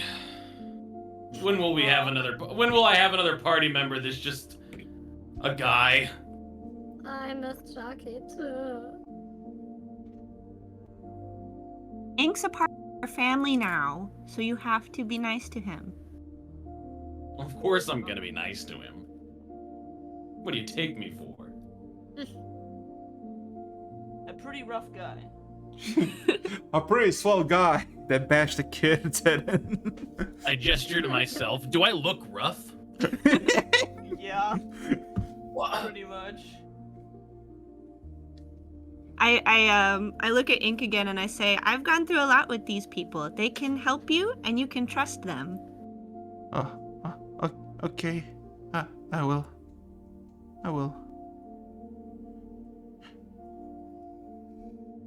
Yeah, like I said, I designated as a friend for my Yes, staff, yes. so that may benefit from the AC bonus and anything else once I activate it. So, you got It's yourself the a new. skull belt, isn't it? The skull belt is too much, right? Yeah, I figured. So, well, you acquired a party member, in parentheses, a slime / mimic. I don't know. Question mark. Anything? Critter. True. Anything you want to do now? Because you're now still chilling in the dusty old building. Do we know what time it is? Um. It's still pretty early, right? Yes, it is about 10 in the morning. Well, I guess we can go explore the town. Yay! Town exploring and shopping! Let's go!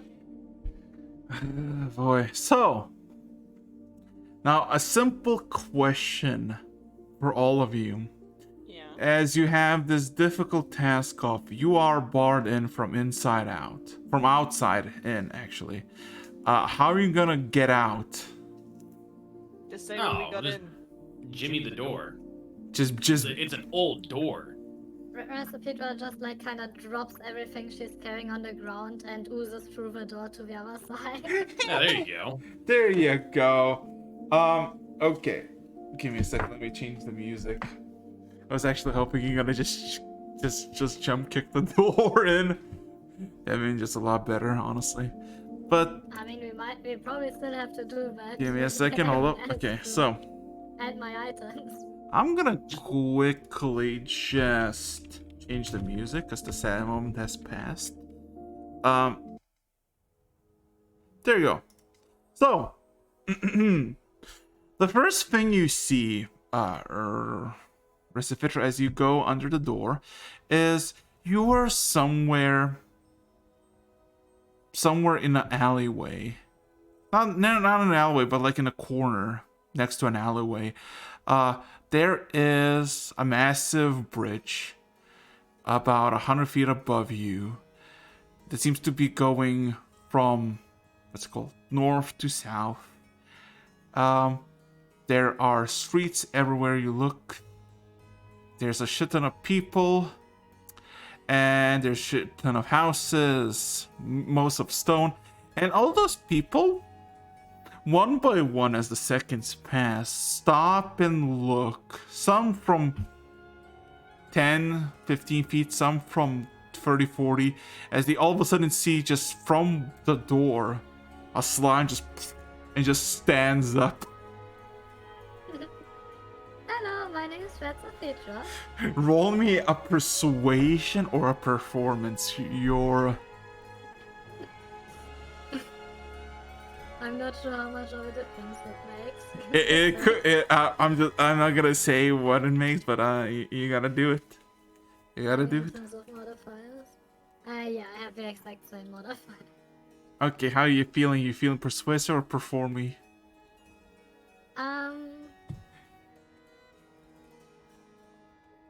I think I'm gonna persuade them that I'm Recipedra. Well, maybe.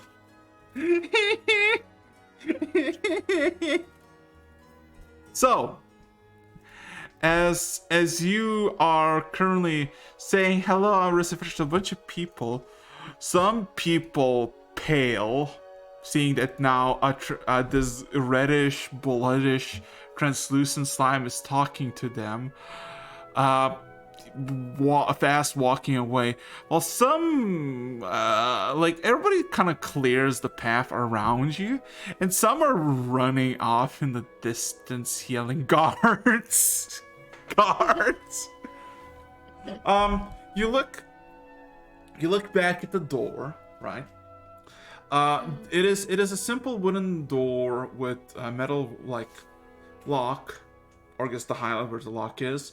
And the door itself is barred with 3 planks, quite large planks with simple iron nails.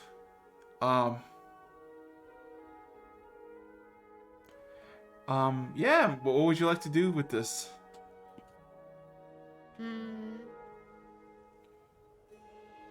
I would like to take my crowbar and try to pry the bars open. Sure. So no one else can come out. So, it takes you about 60 seconds. About a minute. Well, so you don't need to roll a strength check, because goddamn, this is not it. You slowly but surely get the crowbar, position it. You all hear every few seconds just a curdling screech of like 6 or 7 nails, and several times over, and then with the final pop, the door slightly opens up, and you're all out. You're all free to wander the streets of Pella. Well, not really, as Recipitra, you finished the thing, and you're like probably like cheerful, like, hey, I did the right thing. You immediately turn around, and everybody is walking out to the streets. You see a group of 6 to 7 people, well armed in chainmails and helmets, having spears that are ready. You got some guards that are, I guess, interested in your situation, as they scream out, by the order of the king, halt. Am I seeing this? Do I Yes, see these guys yes. You exit out for a brief moment, and the receiver turns around, and you just see six men clang, clang, clang, and the spears out, like about 20 feet away from all of you. I step out. Gentlemen, is this any way to treat new guests to the city?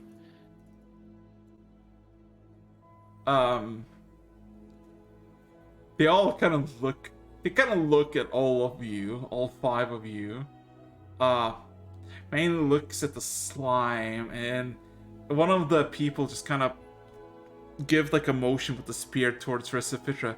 The fuck's that? Hello, my name is Petra. There we go again. She's quite Features- friendly. What's Recipita's race? Plasmoid. Plasmoid. I gesture to Recipitra. You've never seen a plasmoid before? Sir, I think you need to leave the city once in a while. Roll me a persuasion check. Next, you're gonna tell me you've never seen an elf.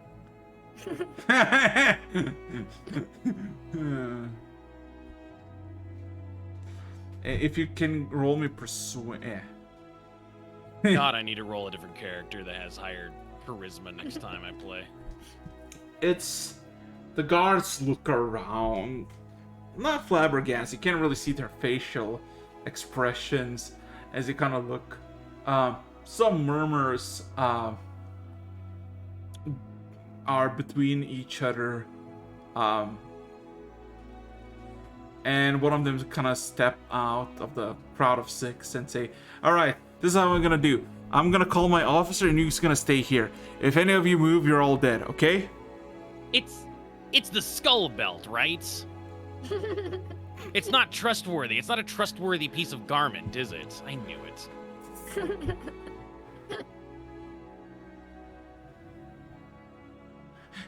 It's still waits for your response. Did you got it?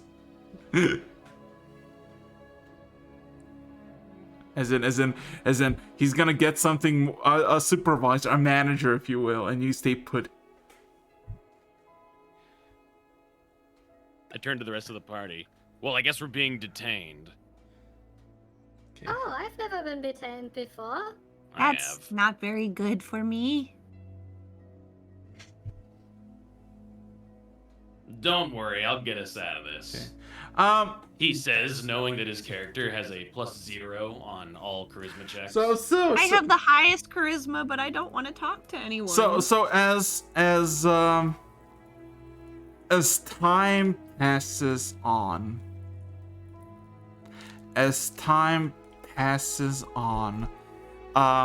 you are all, give me a second. You are all basically are left by the care of 5 guards on the spot. They're all like kind of alert to you, but then eventually, as there is this awkwardness in the street for several minutes, one of the guards just casually asks, "So, where are you from?" Oh, I'm from the woods in the west, northwest. I think northwest. Raxus, where's my character from again? Oh my god. Well, technically, you are from this region. You're from Palla. You had a hamlet. You had the name for the hamlet. I don't I know. I can't remember what it was called. It got destroyed. Yeah. I mean, you could be like, hey, you remember about the hamlet for Heligritter? Yeah. You remember the Heligritter Hamlet? Let me roll, see if they remember at all. Let's see.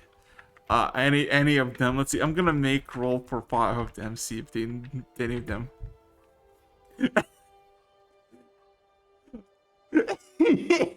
One guy does. One of the guys, Emil, just kind of like snaps fingers and points. Oh, I had a cousin from there. Oh, wait.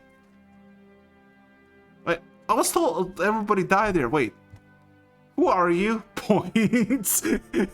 He points at you, Valentine. I'm Valentine Heligritter. And before you say anything, no, there was nothing I could have done. Oh, every one of these guards look at the guard that apparently recognizes you, and he kind of looks back at everybody. The guard just kind of looks at the guards and goes, "Oh yeah, he was a noble, right? I mean, technically you still are. You just don't have anything, but." Yes, it's funny. We brought up the difference between a noble and an aristocrat earlier. So, adventuring or, Yeah, we were just kinda on our way to read some books in the library, do some shopping, you know. They all kind of nod. I'm gonna call him the nerd because he's the one who has the history, and the nerd just asks, "So are you like adventurers or like what's the deal?" Yeah, something like that. Seen anything cool? Did anything cool? Killed anything cool? Not yet. Literally 2 hours in the session. Look at this fucking satyr I killed. Now, shrugs. So you with passive insight, you can realize that they're not really. They don't really care. Like they care enough, but they're like, you know. They, I guess they realize that you're not really a threat. You know, you're not running, you're not fighting, you're just kind of chilling. So they're not just kind of chilling, and there's this awkwardness.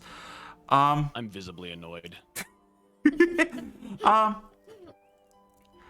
About 10 minutes pass, and the guard returns with another person, similarly dressed, but the helmet has almost these adornments of silver, almost like not a crown, like one of those That's how you know he's the guy. yeah, and he kind of just walks up to all of you, examines the guards. Hello, my name is Fetsa. the captain just kind of looks back at the guard and says, "Really? You called out of my lunch for this?" He looks at the he looks at the plasmoid. Do you have the papers? Papers. Oh, right. I completely forgot. Paper. And she does kind of wolf. And hands him the. He gives a glance at the papers just for a second, and takes a deepest sigh and looks at all of you. Okay, my deepest apologize. I did not mean to intervene. It's just that the boys have been jittery. There have been some earthquakes, and you never know what might come out of years old houses that have been abandoned.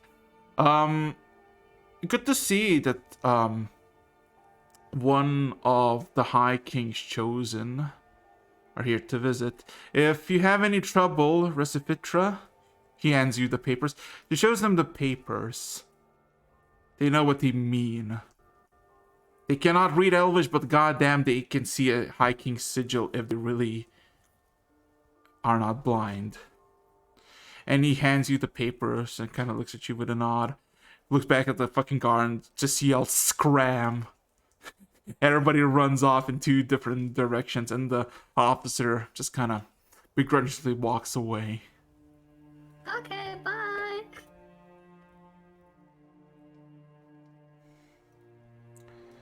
I should use these papers more often.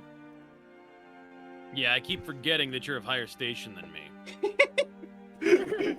The whole monologue about blood is insignificant. Yeah, I spent 5 minutes explaining nobility to someone that's higher station. Ain't that What do just you the way mean, it higher be? station?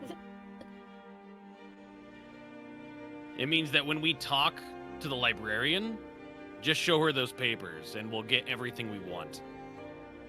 Oh, okay. But yeah, you're basically in the street. You have no clue where you are, except for Dania. You know this is the this is the borderline slum, slash middle, area. As in, this is where the borderline of the less qualified people live. More, It's the ghetto. kinda, yeah. And you're basically somewhere in the southern side of Pella. You have no map of the city, so you have no clue where exactly you are. You've technically never seen a map of Pella, so you wouldn't know. Hey, but maybe... I should look for some gems. And the library if we find it on the way, So, decide what you want to do in Pella, since you are now in the city. I'm still looking to buy some diamonds and sapphires. Alrighty. Anybody else something? I want to talk to as few people as possible while I'm Okay. Euro Valentine? I'm gonna go and find me a smith that can make me some cestus. Ural? Is there a library? Okay, now... Ural's just like, right to the point, I don't care about anything else. Yeah, so simple question. Are you gonna go together or just gonna split? Because one wants to go to blacksmith, one wants to go to a jeweler, and another wants to find a library, and the fourth one doesn't want to even talk. I'm fine with both, but if we split, we should find a place to meet up again. Yes. I'd rather stick with someone just for my own safety. I can stick with you, and Vesofitra literally sticks to her. That's not what she meant. So, It's okay. decisions. Where are you gonna... Who's gonna go with where? Because,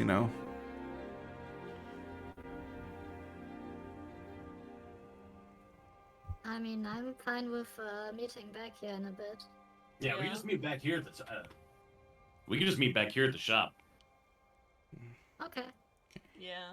Good So who's go? And So then, yeah, you're going with whom then? Because there's 3 different people. One goes to the smithy, another tries to go to find a library, another goes to for a jeweler.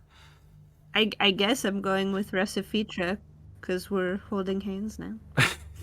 yay! Okay, so I guess Six hand holding. everybody can roll. Everybody can roll an investigation check. All 3 of you. Oh, I guess Recifitra and Dania can roll advantage if you want, or 2 separate investigations. As the party splits 3 ways. Finally! A decent roll. I can't just passive perception walking around the city looking for a smith. I mean, you can, but don't you want to have a higher outcome than what, 11? I-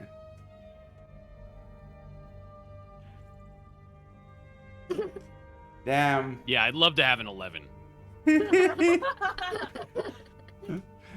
That is kind of like ironic, but let's see. Oh God. So, oh yeah, Recipiter, are you gonna go for the gem person, or are you gonna go for a library? Oh, the gems. Alrighty. Oh boy. Gonna go to the library afterwards. Okay. Give me a second. Let me find a different ambience.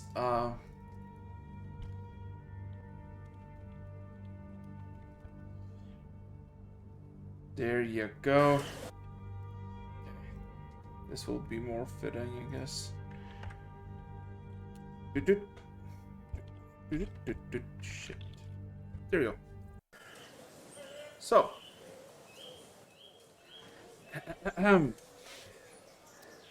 Let's start from the bottom. Valentine. It takes you about like 20 minutes walking, just in random directions, always keeping track in case you need to backtrack. And you do find, I guess, or first you hear the sound of clanging metal against metal. The plumes of smoke. That eventually leads you to an open forge and a smithy that is basically being run by what seems to be a dwarf and a gnome. There doesn't seem like to be a shop. More that these 2 are just smithing stuff. Gonna say anything, Valentine, or? Yeah, I walk in. Uh-huh. They and eye I you. Greet, Yeah, I greet whoever's there. Then all of a sudden perks up. The gnome is in like in his 40s, has this pale white hair, a small stubble, and he kind of waves you as he walks behind the counter. Hi, welcome to my smithy. How can I help you? I need a pair of cestus to fit over my gauntlets that are affixed with cold iron spikes.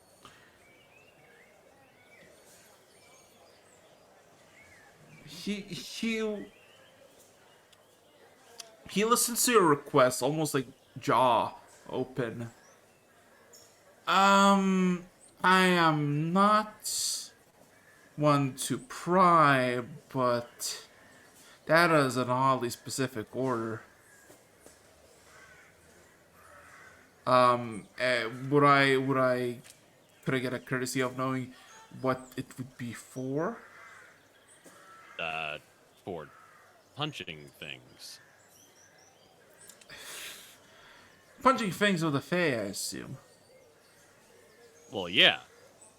Ooh, you know what would be even more effective? A gladiatorial scissor. Do you know what I'm referring to? Do you know what the weapon is? Yes. Ooh, a pair of those would be much more effective.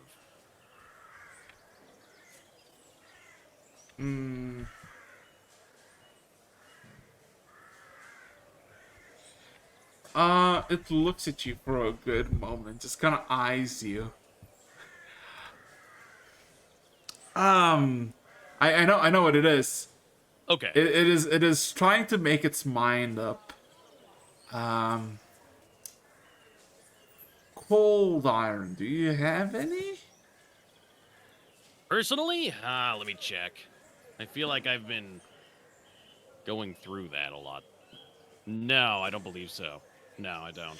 Oh, it You takes still a have deep. your dagger, I think. Oh yeah, I have a cold iron dagger, but I doubt it would be. Well, it might be enough material to melt down and reforge into the spikes on the cestus. It certainly wouldn't be enough for the scissors. He kind of, if you show him dagger, um, he would kind of nod and just take a few notes. Cestus, maybe.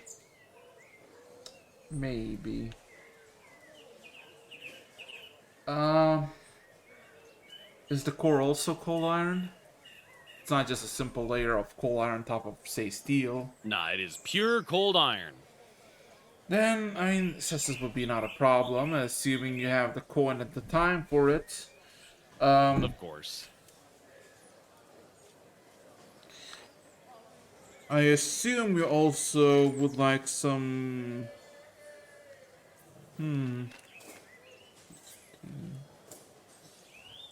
Anything else? He seems to be like, first like kind of indulge curiosity about what you have.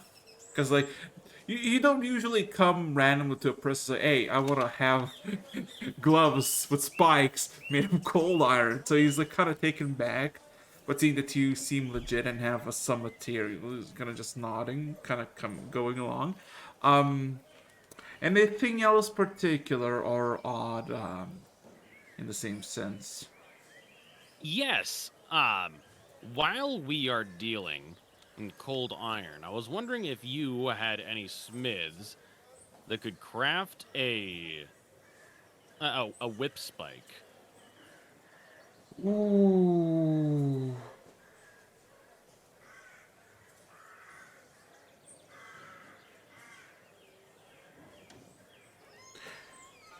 A whip spike. He just kind of sighs.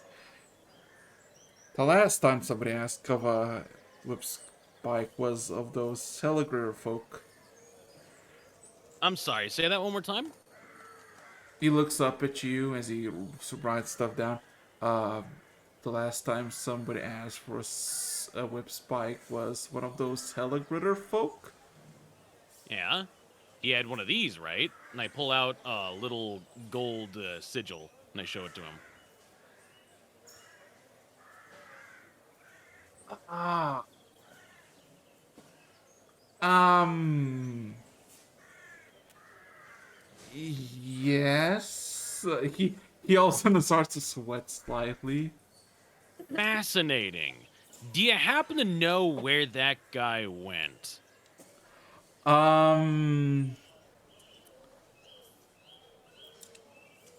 He kind of just blinks and shakes a bit, wipes a bit of sweat. Who? Before I ask anything, who are you? Who am I? I'm a man with a belt that breathes fire, that is not attuned to me. And this belt that breathes fire, that is not attuned to me, could be yours in exchange for valuable information that leads to the whereabouts of the other man that has this sigil.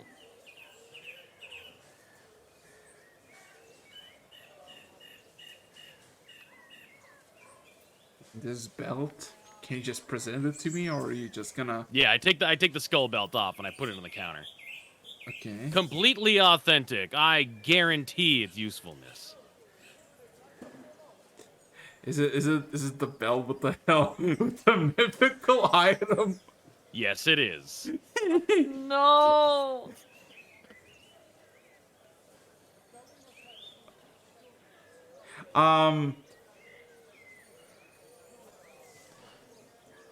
Hey, Arak! You hear the dwarf that was like banging outside. All of a sudden stops, goes, yeah. can you come here and just check this out? In a few seconds, the dwarf, fully sweaty, all of a sudden gives a nod and looks at the belt. Looks at the gnome. And it kind of gives this motion. You see the dwarf all of a sudden pulls off his dwarven gloves. And just kind of grabs what seems to be just this piece of rotting carved in runes. He just kind of touches it.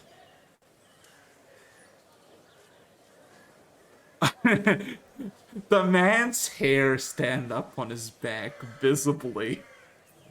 He is full of surprise and is kind of pale, and then looks at the gnome and starts giving hushed whispers that become a lot louder. Now that you don't need to roll anything, you can hear that him saying, "You can sell this for a lot of money, like a lot of money." The gnome retracts a bit from the dwarf, kind of pushing us out, looks at you. I tell you what, I don't know the person, I don't know the person, the name, but I know he's of the Heligrators, because he pronounced himself very widely. I know that he had the sigil, and I know he wanted to sell it with a handful of other stuff and asking for anybody who's willing to sell it. Pawn it off, huh?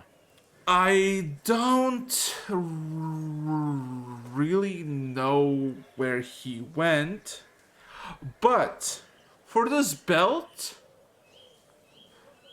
I'm willing to fully pay off whatever costs for your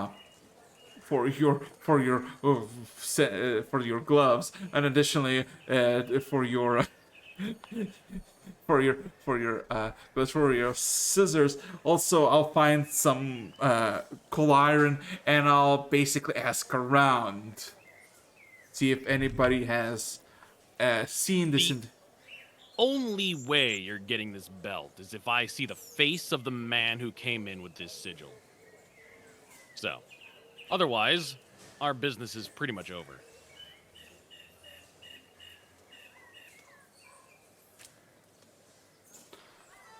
It is a nice belt, though, isn't it? The dwarf nods. The gnome just all of a sudden just kind of just fucking punches the dwarf in the head. Looks back at you. Yeah. Okay. So for the gloves, then that'll be about 2 days of work in 80 gold pieces. And for your information, I'll ask around. Good.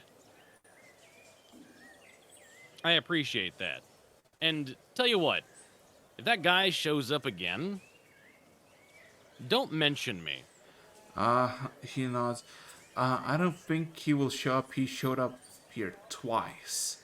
Like 2 years ago. 2 years ago? You could have mentioned that at the beginning of the conversation. Well, you didn't ask about it. You just said, go find him. I grabbed my belt angrily. I'll see you guys in a couple of days for the cestus. Okay. Okay. Let's go then to Dionia and Recipitra. So, it takes about 10 minutes just wandering through the streets, and you do find a simple post, like one of those on the street corners, and there's like a bunch of, like advertisory notes where you can go do stuff. Goods for sale or something that they want to buy, services, etc. And you do find a small little pamphlet of Gillian's jewels and jewel dust accessories. And there is like this arrow pointed this direction. It takes you about like 3 minutes, and you find Gillian's Gillian's jewels and Gillian's jewels and dust accessories. Give me a second.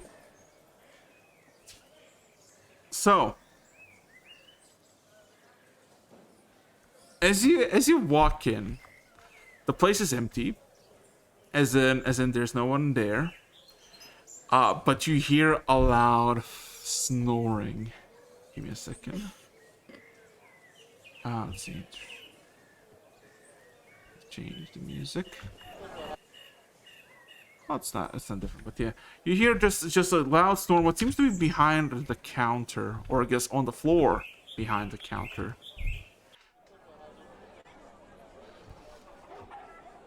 The Ania Reciprocal.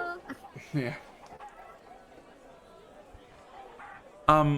As you say a single word, all of a sudden you hear a coughing sound as all of a sudden a greenish silhouette perks up. You realize it's a goblin, Recifitra.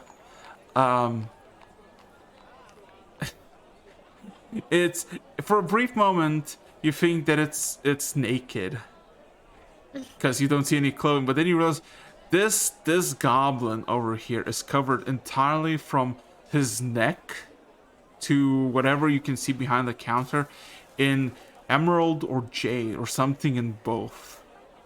His entire body is glistening with the material as he goes, welcome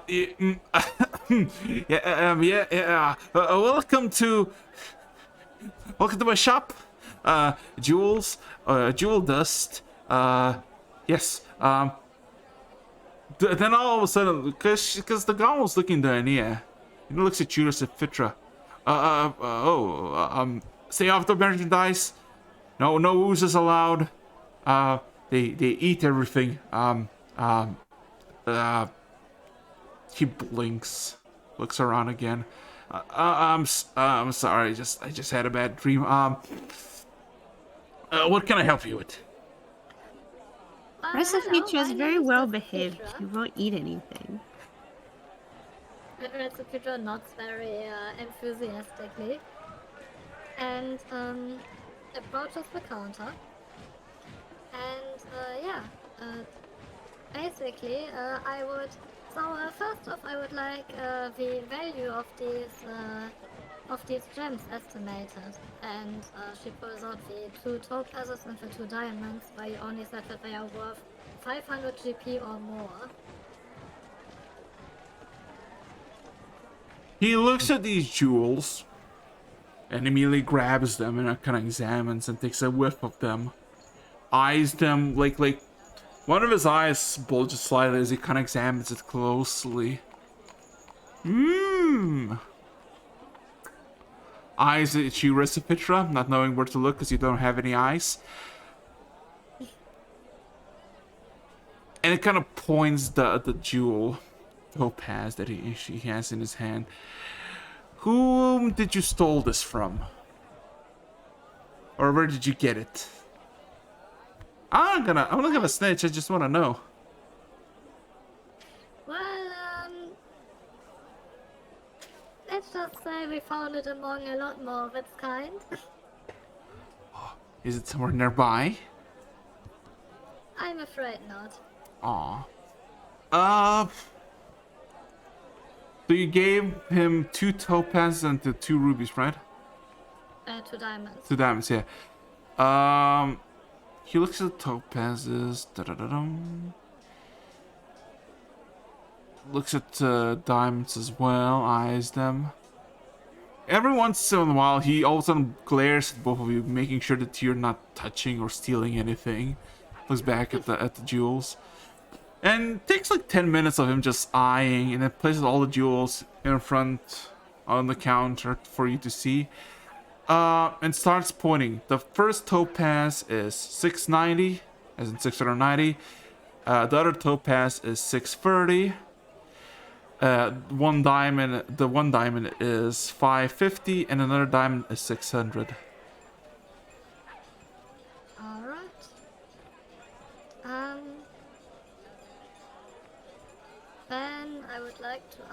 him if he would like to buy my 5 emeralds that are all worth 100 gold pieces and the topazes and diamonds that I just presented to him. He looks at the emeralds. He very looks at the emeralds, kind of eyes them, and when he eyes them, he also kind of attaches them to his skin to just kind of see if it fits. And after a few moments, he just starts nodding. Yeah, I'll take it. I'll take it all. Alright, then I will sell all of that to him, and then I would like to buy some things from him. Uh-huh. Namely, I would like a diamond worth 150 gold pieces and a sapphire worth 700 gold pieces. Oof. What? And in addition to that, 300 diamond dust worth 300 gold pieces.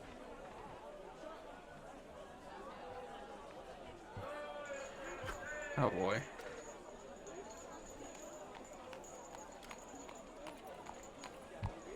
Just quickly, can you tell me something, Recipitra?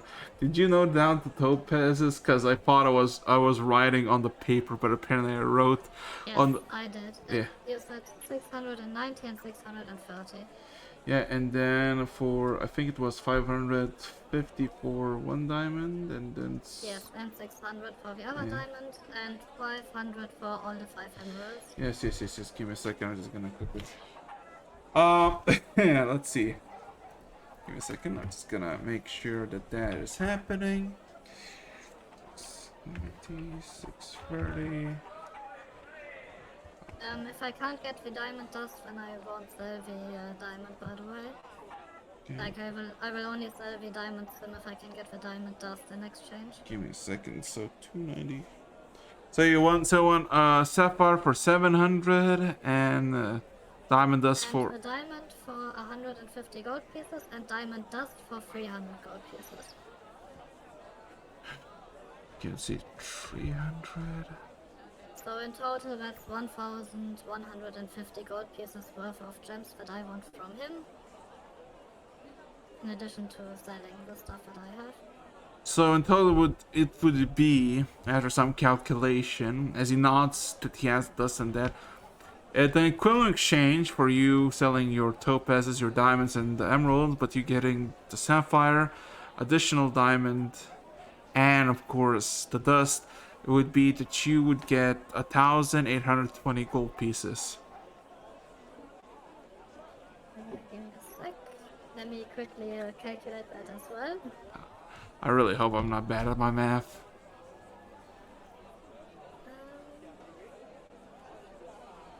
After all, Retzifitra smart. Retzifitra calculated she gets as much as she sold. Okay, so if I sell everything to him, that should be a total of 2,970 gold pieces. Yeah.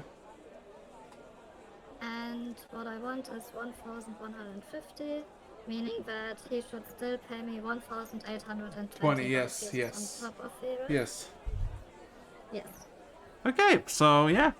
After several minutes of getting all the diamond dust in several pouches, and then of course the diamond and the sapphire, the exchange happens and you acquire yourself the regions and of course the money. Anything else? Maybe Dania? You also have Nah, some I'm gems trying down not to here. talk. Okay. If you want, I can also sell or buy some gems for you if you want some. Nah, I still have some, so I think I'm good. Alright, then I Okay. guess that's it fast. Okay. You know what? It's been already past 3 hours.